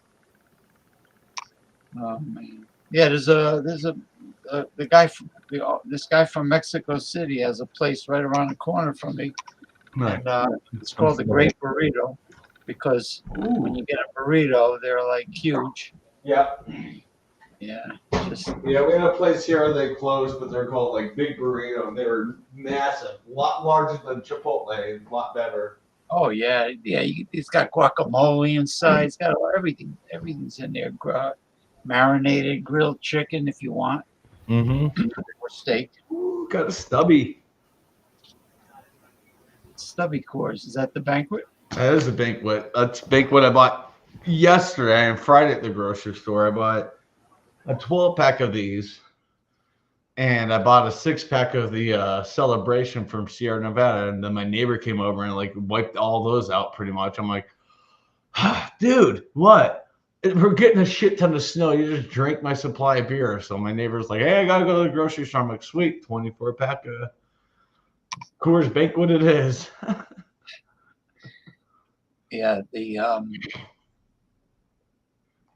what's that one I noticed with the Oktoberfest Marzens and everything, I noticed this a sweetness that I don't detect in other beers. Yeah, it's the malts they use in Oktoberfest. I'm more of a fest beer fan because it's drier, lighter. Yeah. Usually here in Colorado, I could probably say the same thing to Ronnie in Florida. You want that lighter beer in September. Florida? Yeah, in September. Well, I mean, I got I'll have the fest beer. Stella is pretty good. It's not a light beer. Stella's light, yeah. I mean, but yeah, between Meritzens are good. Like if I go to the mountains in September, I'll drink a Meritzen. I don't think Meritzens bad for Cheers, Jordy. For no, Meritzens are good. I drank Florida fall. many of them over the years, and a lot of breweries. It's not really like it's not a heavy beer or anything. It is. It's heavier. Yeah. It's maltier. It's heavier. Like that's why I was like, this year I'm like, I just want fest beers, and they're all like, yeah, fest beer is pretty light, right? It's light. It's crisp, and on the back end it just dries. Yeah. The Meritzens are more, you know what? They're heavier, they're maltier, darker. You know what I think, honestly? Like every year we do this stupid thing with Oktoberfest where you drink a certain type of beer, and it's just like it gets old, man. Like, it does. But at the same time, I look at that and that's basically the last hurrah of the summer. That's why we do it around here. Like that's what Ron Ontario does on his shows. Like when it comes to October or even on like September, his Wednesday shows that are his themes. He'll like it's always Mierzen and then it's Oktoberfest. Yeah. I mean, I'm going to Oktoberfest next year in Denver, and it's like the 3rd rated Oktoberfest in the United States. So like I was talking to one of my neighbors, he's from Germany, our good friend, she's from Germany. I'm like, let's go check out the Denver Oktoberfest. It's going to be a little pricey, but let's just say we've done it. You're doing it this year, you said? All 3 of us have been to the Great American Beer Fest, and it's just like, okay, we did it once. We don't need to go back, but let's go check out, the Denver Oktoberfest. And Breckenridge has a really good one too. Let's check out that one too. And they all have music and stuff, a lot of German food and Sauerbraten. Yeah. Yeah. I usually go with the Jaeger Schnitzel. That's my jam with the Wiener Schnitzel with the mushroom sauce on it. Oh, that's a cutlet. It's like a cutlet. Yeah, they deep fry it. It's so good. Get a side of sauerkraut. Spätzle, those little dumpling things, like Spätzles and red cabbage and Yep. It's also like the Pinkelwurst. I like goulash. Like this time of year, like right now, it's so cold outside. I'm like, I just want some nice German goulash. How cold out is it there right now? It's a hearty stew, and it's so good. Shadio. Huh? How cold out is it right now? You what? Temperature wise, how cold? My house is showing 24.1 degrees. No, outside. That's outside, 24.1. Okay. Inside, it's 69.4. The basement, 66. So you said, I think when you came on, you said it was 74 here. Yeah, I was a guess. You were actually totally correct. It's 74. See, I know Florida. I know how the temperatures. That was me throwing a dart. Like I feel like it's probably this temperature. But then the feels like is 79. Oh yeah, that's what matters. Yeah, my dad earlier, like he sent me a photo of him. He was in the pool for the last time. He sent me like for the last time, yeah. This pool, like it's 84, but I will say this water is getting pretty damn cold. Yeah, so this is it for the year. And I'm like, I said, not bad. Yeah, that's how it was here today. Yeah. I said, Dad, not bad. You made it to October 28th. This is the latest you've like been able to get in the pool. And he's like, maybe next year I'll do November 1st. I'm like, you should. So your dad doesn't have a heated pool? No. Yeah. You gotta. Well, it is a heated pool, but it's a heated pool, but the cost to heat that he's not going to do it. Astronomical. He's like, I'm not paying that. And I'm like, no, it's fine. He's like, if you come in December, maybe I'll like heat it up like the day before you come, so it's heated, and I'll just keep it heated for like a day or two, and after that, honestly, if I had my own pool and I had the ability, if I had my own pool, right, if I had a house and had a pool and I had the ability to heat it, I think it would be worth it because it's like $75 a day. You go through like a good 3.5, 4 months here where you actually can't go in the pool if it's not heated. It's about 6, yeah. It's basically October to April, so you get a good 6 months you get pool, and even I would more so say like, November to like late February. Yeah, you can basically push it in March.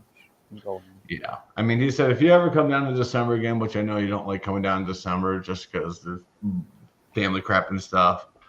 He's like, I'd heat the pool. I'm like, you're perking my ears up. He's like, yeah, but it costs about $75 a day. I'm like, it's not worth it then. 75 a day? Is that what $75 a day to heat the pool up to basically 64 degrees? Yeah. It's not cheap to heat a pool. $75 a day? Yeah. And he's got a smaller pool, and his pool would be $75 a day. At his old house, it would have been probably $120 a day. It's not worth it. Yeah. But you could choose certain days that you want to. So yeah, but still, you're going to be like, well, it takes a day to heat it up. Yeah, so like say if you want to like give it like a week, give it probably 40 just to get it heated up, and then that next day is 70. Like you're gonna have, Yeah. you're expecting company to come down. Mm-hmm. Maybe it would be worth it to do it for like a week. I mean, I've gone in his pool in December when I was younger, and it was probably the water was probably 58 degrees. I don't care. Yeah, but when you were younger, were you a little kid? Like little kids don't care. Yeah, I did. Well, I lasted about 5 minutes and jumped out. I said, "Oh, okay, that's a little cold." Yeah. But now I can say I swam in December in Florida, which is kind of cool. Where Denver's high temperature is like 23 degrees. Yeah, I mean, you just do it just to do it. Yeah, we're getting this storm right now, but like next week it's supposed to be about 65, and I've already talked to Franco. I'm like, let's fire up the smoker. I said, I've got chicken leg, I got drumsticks. I can throw in the freezer, and next week we can throw it on the smoker and put the TV up on the tree. And even though we'll be wearing jackets and stuff, we can still like watch a movie or something on the TV while we smoke something. It's like, hell yeah, let's do Tree one more time, because he's moving most likely in February. So I don't think he is. My gut says he won't. The landlord wants to sell, but they want to sell to him right now the way that the interest rates are. He can't do it because he's like, it's like 8%. I'm like, that's ridiculous. He said, but the owners are thinking about giving me an extra year to let the interest rates drop, my credit score to go up. I was like, dude, I really hope we could buy that place. It wouldn't be right without you here. He's like, I know. Even my kiddo doesn't want to move. They're mad when they heard that they're possibly going to have to move. Like his kid was heartbroken. And they're 17. They're like, I don't want to leave here. I like our neighbors. They're all nice. Everyone's nice. Sometimes you get a little rowdy out here in the living room with them, but that's fine. I like that. They're like, I don't want to like downsize to an apartment because they may have to. Yeah. So my gut's saying that the landlord will say, oh, come like January. They'll say, here's a 1-year lease. We do have to bump it up like, $100 a month. I'm sorry. It's just how it is, but we want to sell you this place in 1 year. He will sign that like that. Knowing his rent was going to be like $2,200 a month for a 1,700 square foot 3-bedroom place. That's unheard of. And if he signs a mortgage, it's probably going to drop down like $1,000 less a month. I'm like, that's it. Then do that. It's going to be a good place. And I'm not going anywhere. Ricky's not going anywhere. Fernando's not going anywhere. We're all going to hang out and have a good time. So it's like, do it. They offer you a 1-year lease. If it's $100, maybe $200 more, I know it's going to suck, but in the long run, it's going to be worth it. So did you ever try the Ace high cider, the hard cider, like it's 8 or 9% alcohol, I think it is. From who? Ace. It's a California company. Never heard of Ace hard cider.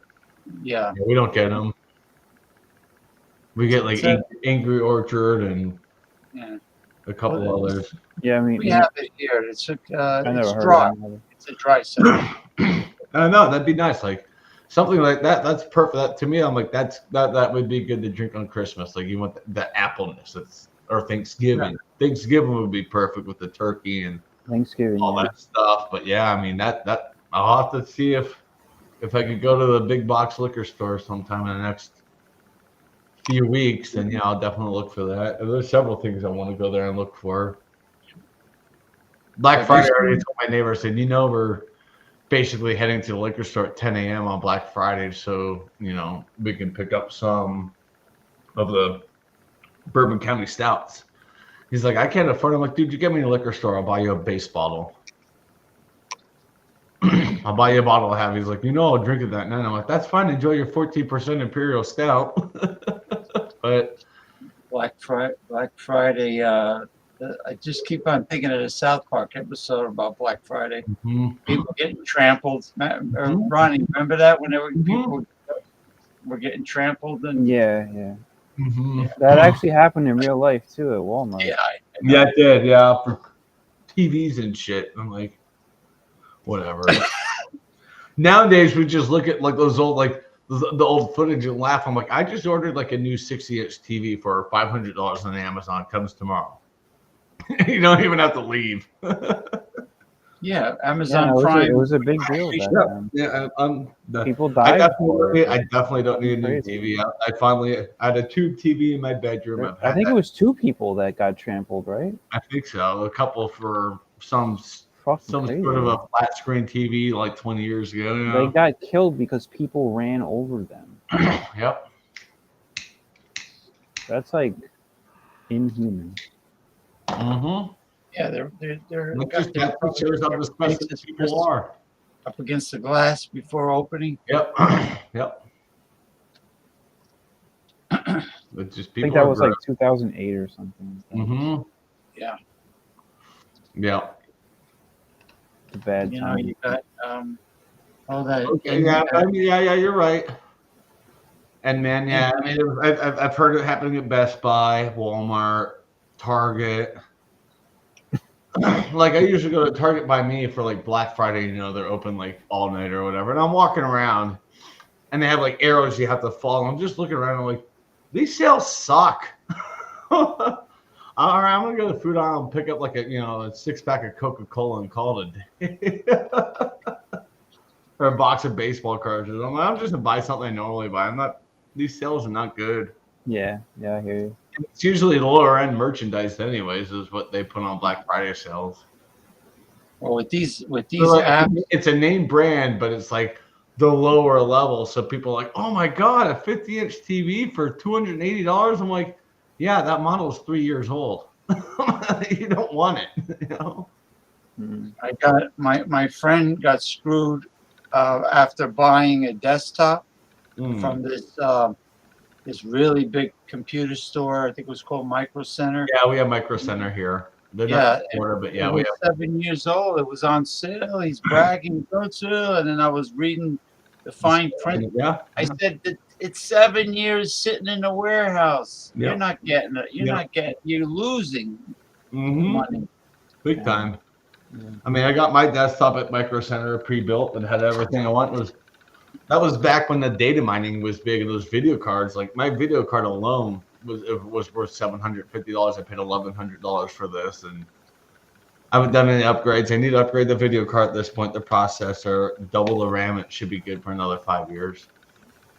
And then like 5 years from now, if I do all that, and like 5 years from now, it's like, okay, it's time to put old Bessie to rest.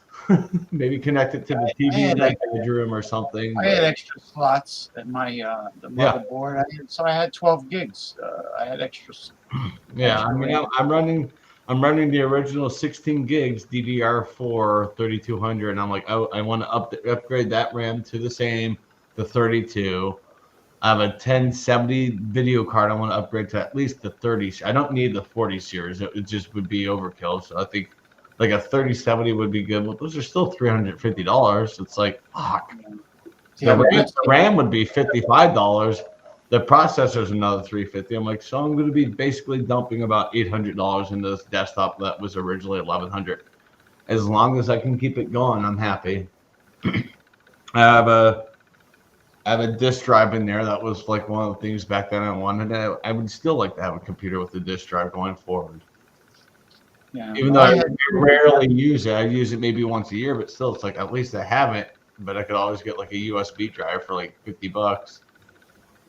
Yeah, I had two disk drives, and then I bought this solid state. I think it's five terabytes. Solid state external drive. I've got one from Seagate. It's 8 gigs, and that's where everything I've had it for like 4 years, and everything I like record or whatnot goes on there, and I still have like half the space. I'm like, Jesus Christ. You know, and it's good if you go on vacation to take in one of those externals with you. Mm-hmm. You know, just keep on. Oh no, I take this. Yeah, it fits perfectly in my laptop bag. I just when I travel like to Florida, like I said, I'm going to Arizona in a couple months. It's going to be in there because I have an account with Epidemic Sound. I probably have like 800 songs downloaded. So if I create a vlog, I have a bunch of music I already have, or I can always go to Epidemic, download another song. And when I upload the vlog, there's like no copyright issues with the music because I'm, paying, 10, 12 bucks a month into the label. And it's like, well, I rarely use it anymore, but I'm like, it's still worth it. Because some of the stuff I kind of like, I haven't checked out Epidemic in a while. Let me see the new releases. And I'm like, ooh, I like that song just to listen to. So I just download it for my own, listening pleasure. So throw it on my phone. I'm like, nice. Yeah. Wow. A Walmart closer to you, the closer 12 miles away. Wow. I think I have like 6 Walmarts within 12 miles of me. I did too, yeah. Yeah, I've got one. You know Pinellas County. So. 2 miles southwest of here, maybe 5. Yeah, there's at least 6 to 10 within 12 miles.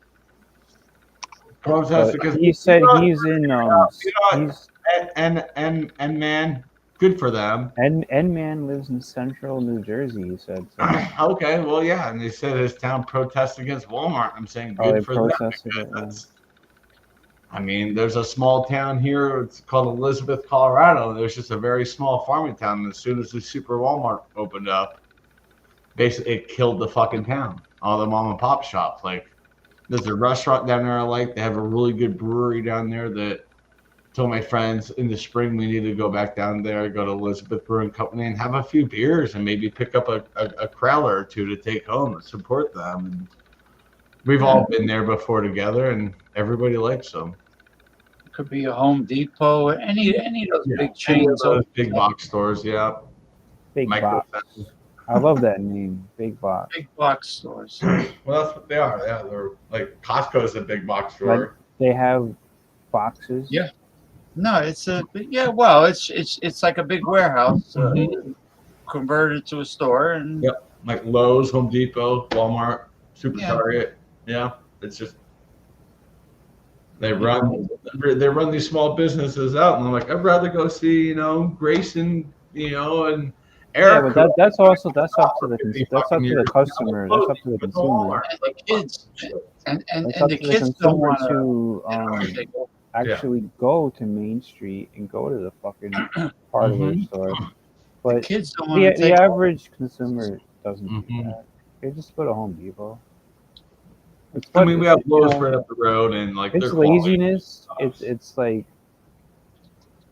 it's not really thinking about it. Yeah, it is. It's just blindly going there.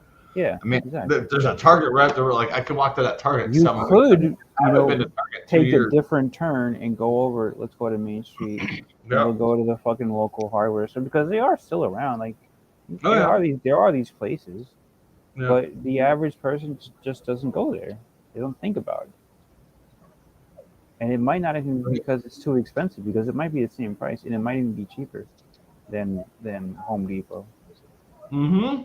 It might be, these days. They'll work with you on price. Like, well, I saw this at Home Depot, and they say, can I give it to you like 5% less? They're still making a profit, but they're like saying, hey, I want to keep your business. Mm-hmm. Yeah, Bed Bath and Beyond. But they went bye-bye. Bed Bath was the other one back in the day. They've been long gone. They've been gone for probably 18 years. Yeah, they have. You often get expertise from the small mom and pop store. You're not going to get it from somebody getting paid a chump change in a corporate. $12.50 an hour to work at Home Depot, shitty hours. Yeah, limited things. I dated a girl back in 2005, and she worked at Linen and Things when they basically shut down. So, God, they've been gone almost 20 years. But she would call it sheets and shit. It's pretty funny. Linens and Things, yeah. Bed Bath and Beyond. Things. That's a throw. That's a throwback right there. That was. Bed Bath and Beyond. They closed. I remember that. Yeah, they've been gone for like I said, like 18 years. Harmon's Discounts. They own Harmon's Discounts too. Bed Bath and Beyond. They closed up too. I always got confused with Bed Bath and Beyond and the Bath and Body Works. Yeah, Bath and Body Works is hanging on by a fingernail, but they're still there. They're in the malls, aren't they? Bath and Body Works. Yeah, Bath and Body Works. Yeah, but they always have like good candle deals or deals and stuff like hand soap and stuff. So, and I used to think it was called Bed Bath and Body Works. Now you can find the same stuff on Amazon. That's in Miami. That's where the Robert Kraft went to a couple of years ago. It's a massage parlor there. What, you said massage parlor? Uh-oh. Oh, no. Oh, no. James I thought you is perked up like, what? His spider senses are tingling. I know. Oh, so you have a $60. You very handsome. What? You have no money? You're not so handsome anymore. Yeah, pretty much. Oh, you got lots of money. You want a happy ending? Happy ending. You get happy beginning too. All right. Oh man. Happy beginning.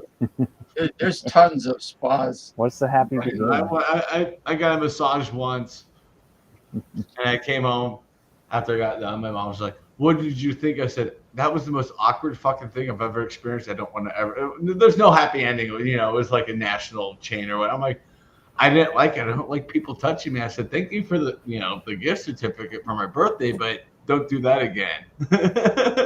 Oh, no happy ending. And yes, it moved. You ever had your back, it was like, now I just made this awkward. Like it. You ever have your back walked on? Not with stiletto heels. I mean barefooted.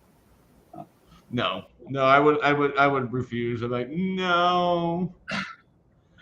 And you'll need a chiropractor like once a year in Florida. My dad's chiropractor. He rocks. Like he's so good, and he charges you like I said. Well, how much? He's like, $20. Well, see the thing. It's normally 80 with my insurance. He's like, just you guys have been coming here for a couple decades. Just $20. Joyce, bring them up for $20. Are you sure? Yeah, $20. Yeah, they're long-time customers though. I'm like, and every time I leave, I feel good. But like 2 days later, I'm like, I am so tight right now. That's why I'm like, I don't like going to chiropractors. Yeah, because it doesn't get that momentary fix, but then the body adjusts to the fix, and you're just like, oh no. It doesn't last long, and they they want you. Some of them want you to come 3 times a week. It's crazy, especially if I mean, I don't know. Was it like 6 months ago? I woke up, my neck was so stiff, like I couldn't move. So I called a chiropractor up the road, like, well, you're a first-time customer, so it's $350 for what was just done. I'm like, what? I'm like, don't worry. After this, it's $150 a time. I'm like, you do realize here's your $350. I ain't coming back. That's disgustingly overpriced. Yeah, I felt good leaving, but I could move my neck and stuff, but it was still a little sore for a few days. To get adjusted for like not even like a few minutes, crack. Yeah. The hips, the neck. No. Get on your side. He said, I want to see you in a week, and then I want to see you in a week, and then I don't know, fucking Martha, whoever was the receptionist, like, I had $350. I'm like, I have insurance. That's with your insurance. I'm like, yeah, I'm not coming back here. I'm good. I'm good. I'll deal with the pain. Mr. N-Man. I also have been looking for a White Castle. We don't have White Castle in Colorado, and I'm okay with it. We don't have crystals. Well, no, we don't have crystals here either. Crystals is in Florida. Ronnie S was still here. We'd say, yeah, we have crystals. We don't. I want to one in Missouri or Tennessee. I can't remember. It was okay. Like White Castle's okay, but Olive Garden's probably 15 minutes from me, and there's microwave. It's microwave food is what they give you. Well, I like Popeyes as far as fast food goes. Yeah, I think Popeyes Popeyes is pretty good. They don't have milkshake, but they have the food is great. Yeah. And that's about it, really. I mean, I usually with hamburgers, I got so used to getting this Black Angus grass-fed ground beef, you know, and there is a big difference in flavor when you're eating the good stuff. There you go, Popeyes. That's close. A&W is a 5-minute walk, and on Tuesdays they have like a $5 Papa Burger meal. So I'm like maybe once, twice a month I go up there, like right before I have to go, you know, physically into work. And every time lately I go, I eat it, and I'm like, clock back into work, and like for like 20 minutes, I'm like, I just have to lay because it's just like, oh, it's not good. And I'm like, I think I'm done at this point. It's a $5 meal for a reason on Tuesdays. It's not good. Yeah. Well, you know, It's also a KFC, and I'm not a big KFC fan, but I heard KFC in Australia is out freaking standing. Like I've heard from a lot of people, like, dude, Australia still does KFC. Like you go to Australia, you go to KFC because it's gonna like take you back to like 20, 30 years ago. Like that's what it should taste like. Yeah. The soggy, crappy, grizzly, you know, grizzy meat. Ugh. Yeah, mystery meat. Mm-hmm. I want to try the. I never tried it yet. The Wendy's a strawberry frosty. I wonder if it's real dairy though. I don't know. Yeah, they use dairy. I worked at Wendy's, well, years ago, 20 plus years ago. I worked at Wendy's for a few weeks, and yeah, it's real dairy. Same with like McDonald's, like ice cream. Yeah, it's real dairy, but between McDonald's and Wendy's, the frosting machine is always up. You go to McDonald's, like, I want an ice cream cone. Our ice cream machine ain't working. When did it go down? I don't know, 12 years ago. You know, it's like, I just wanted an ice cream. And they used to do the swirl, the chocolate and vanilla, way back in the day at McDonald's. They don't do that anymore. It's like, what the hell? The swirl was the best. Yeah, I like the swirl. Like at White Castle, I would say, could you give me a swirl milkshake, vanilla chocolate? And when that blends together and melds, it's got a great taste. What about? We don't have any Golden Corrals by me. Yeah, they all closed here. I think they closed nationally after the pandemic. Really? Well, yeah, they couldn't survive. I mean, because when the pandemic hit, they're like, oh, restaurants can be open, but if you're a buffet, you're shut down. And they all basically went bankrupt because of that. Yeah, because people weren't showing up. They weren't open. They couldn't be open during the pandemic because it was just basically when you think about it, yeah. Aside from being closer proximity to other humanoids, you have the big long steel scooping spoon for scooping. Everybody touches it with their bare hands. They pick up the spoon, and you know, COVID-19 it lives. They say for 2 to 3 days on steel, on metal. Yeah, it does. Yeah, my old jar every 2 hours we're like basically deep cleaning. We had to deep clean the books too. I'm like, it's in plastic. It doesn't survive on plastic. This is over. Not that long. Metal and hard surfaces. Yeah. Metal. Yeah. Or, you know, desks and everything. Yeah, that makes sense. Keep that clean. But it's like, you want me to go down and spray the spines of these books on the shelves and wipe it down? I'm like, that's overkill, and all we're doing is just spreading shit that's already there anyways. Yeah, I've been making my own disinfectant. One of the tips I got on Google, just a tablespoon of ammonia, baking soda, and a squirt of Dawn Platinum, the dish detergent, and fill it with water. Shake it up. And it works. Well, you made mustard gas. No, I'm just kidding. You did it. Mustard gas? I mean, the German World War I. Mustard gas is basically bleach and ammonia. Really? That has nothing to do with mustard, like Chinese hot mustard, or No I always- mustard in it. It's just I don't remember. I don't know why they call it mustard gas, but yeah. you can't spray it on your knockwurst. It was on King of the Hill. Like Peggy was working for a column in King of the Hill.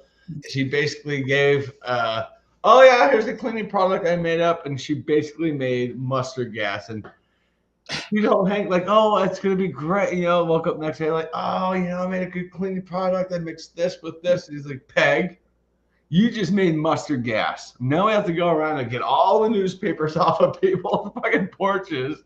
And freaking what's his name? The voice actor, he passed away recently.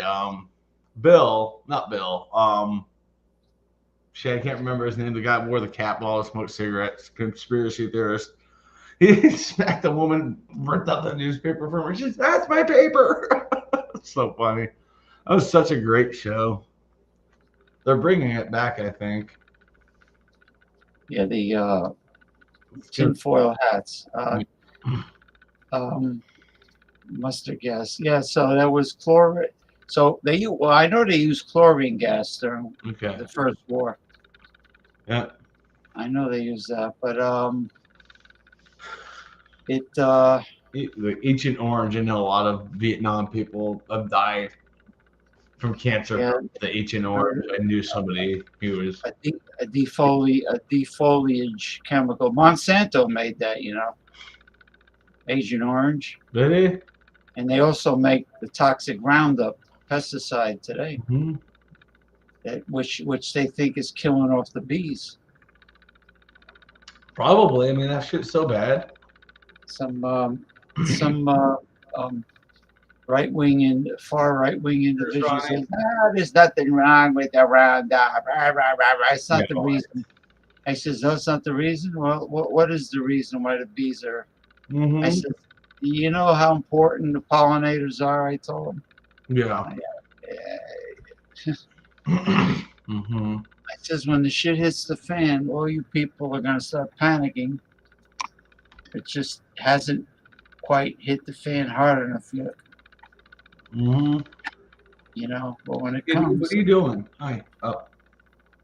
Oh, you got yourself... look got at that, a Halloween Bailey. And he left Lucy all by herself. Lucy, he left you. Does the Bailey have yellow eyes like a Halloweeny cat? Yeah. I'll see if you can. Yeah. Really? Yeah. Holy mackerel! Look at that, a real black cat. Yeah. Lucy. Wow. I know. Here, drink the beer. It's not a breed, right? It's just genetically just happens. Black cat. Yeah, I got him from a where did you come from? Oh, a foster. Someone who fosters them. He was like $50. I'm like, here you go. Lucy was free. Someone abandoned her at my old work. She was like 6 weeks old, so I took her home. When I got her, she was like this small. I could put her in my hands like this. Wow. And now you got big. Come say hi. Well, cats, they've proven that cats are more intelligent than dogs. Oh, yeah. Oh, hi, buddy. You know. That's why they can't be they can't be trained on command like a dog. They're just too smart for it. I don't know. They know how to, like, if I'm laying in bed, they jump on the bed and they stare at me. I'm like, lay down.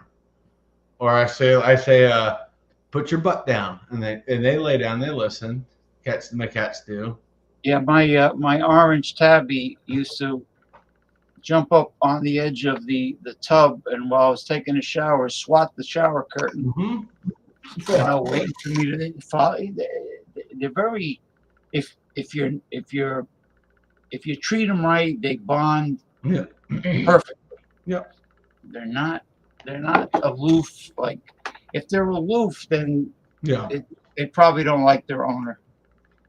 What's up, Mike? Good to see you. Happy birthday, Mike. Josh. Kidding, Mike. Mike, yeah, he was on before. Come up here. I know. Good job staying off the booze, Mike. By the way, I've cut back significantly during the week. maybe 1 or 2 on Monday. I have 2 to 3 Tuesday. Wednesday, I have 1 on the Beer Man show. That's why I don't show up on Eric's anymore. I have the 1. I'm like, I'm just gonna go and watch like hockey or something. Mike has been using the edibles instead of Okay. you know, he was drinking the cannabis infused sodas, but he likes the edibles better. And he's doing a lot of. I've had a cannabis. I reviewed a cannabis soda over the summer. I drank the whole can. My dad was in town. He bought it for me because I said, "Oh, I want to try this. If you guys go to like a pot shop, I know you will, because I know my stepmom likes to partake when they're here." And he picked up a can. It was like called it's called Dr. Puffer from Keef. The can's actually up there behind me. I drank the whole can. Then I went to my aunt's house. I was just sitting on the couch. My dad walked by me. He was like, "Are you okay?" I'm like, "I'm so fucking high right now." And then I was outside, kind of throwing a ball with my second cousin. He was like 3. And then one of my cousins, she walked up to me. She was like, "Are you drunk?" I said, "No, I'm not drunk." She's like, "Are you high?" And I said, "Yeah, Dad got me one of those cannabis sodas. I drank it before I came over." She's like, "Smart move." So it's very good for anxiety, I take it. Excellent. I mean, yeah. I mean, I felt it for about a good hour and a half, and it wore off. It was low. It was like 10 milligrams, but still, I don't really partake. That's the last time I had anything with like THC or anything in it. Like it's maybe once a year, if not like once every other year. But yeah, it helped me get through the time at my aunt's house. Because it's illegal. It's legal in New Jersey. I wonder if a pharmacy would dispense it, or if you have to go to a special. Mm-hmm. You have to go to a dispensary. Even in Colorado, you have to go to a dispensary. Like you can go to like the pharmacy and get CBD stuff left and right here. Wow.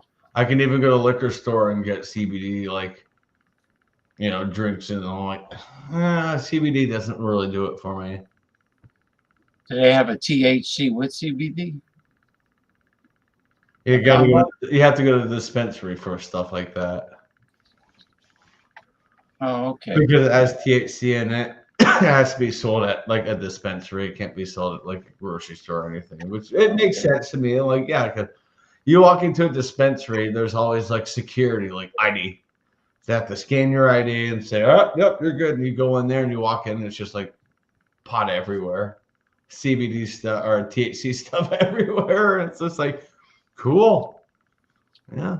Like,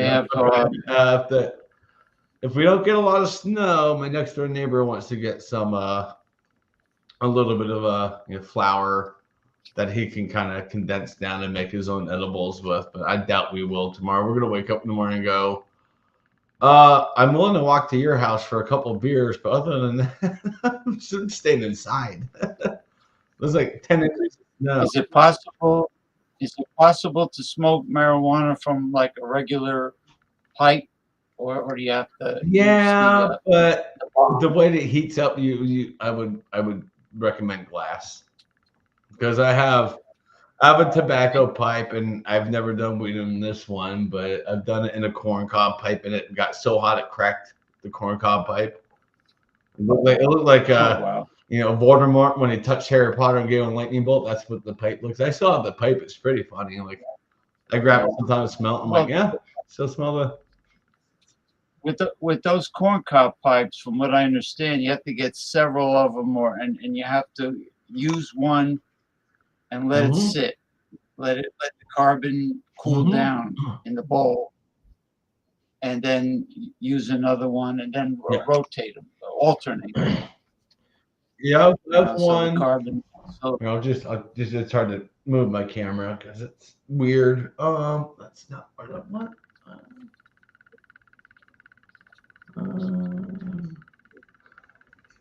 All right, let's see. Come on, Bailey. Go on, get down. Good boy.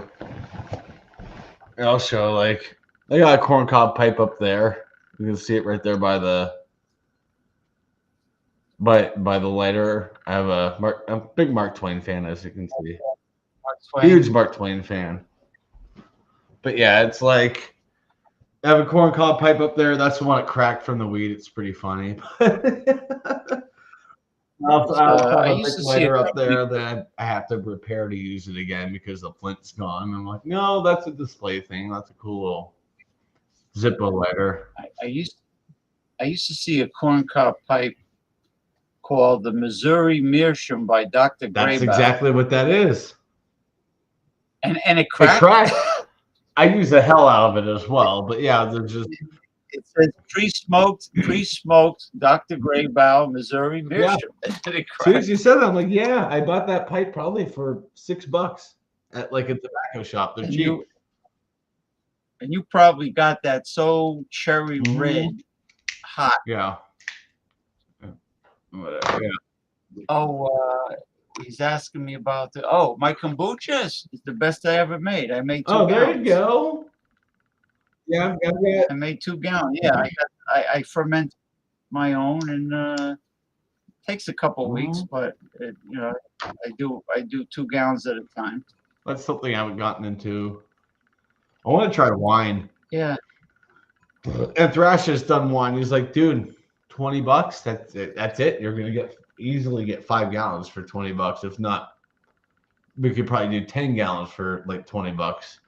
He's like, it's just all you need is like this type of a juice and the wine yeast, and just let it sit for 2 weeks and put it in wine bottles, let that sit for a little while, and you're good.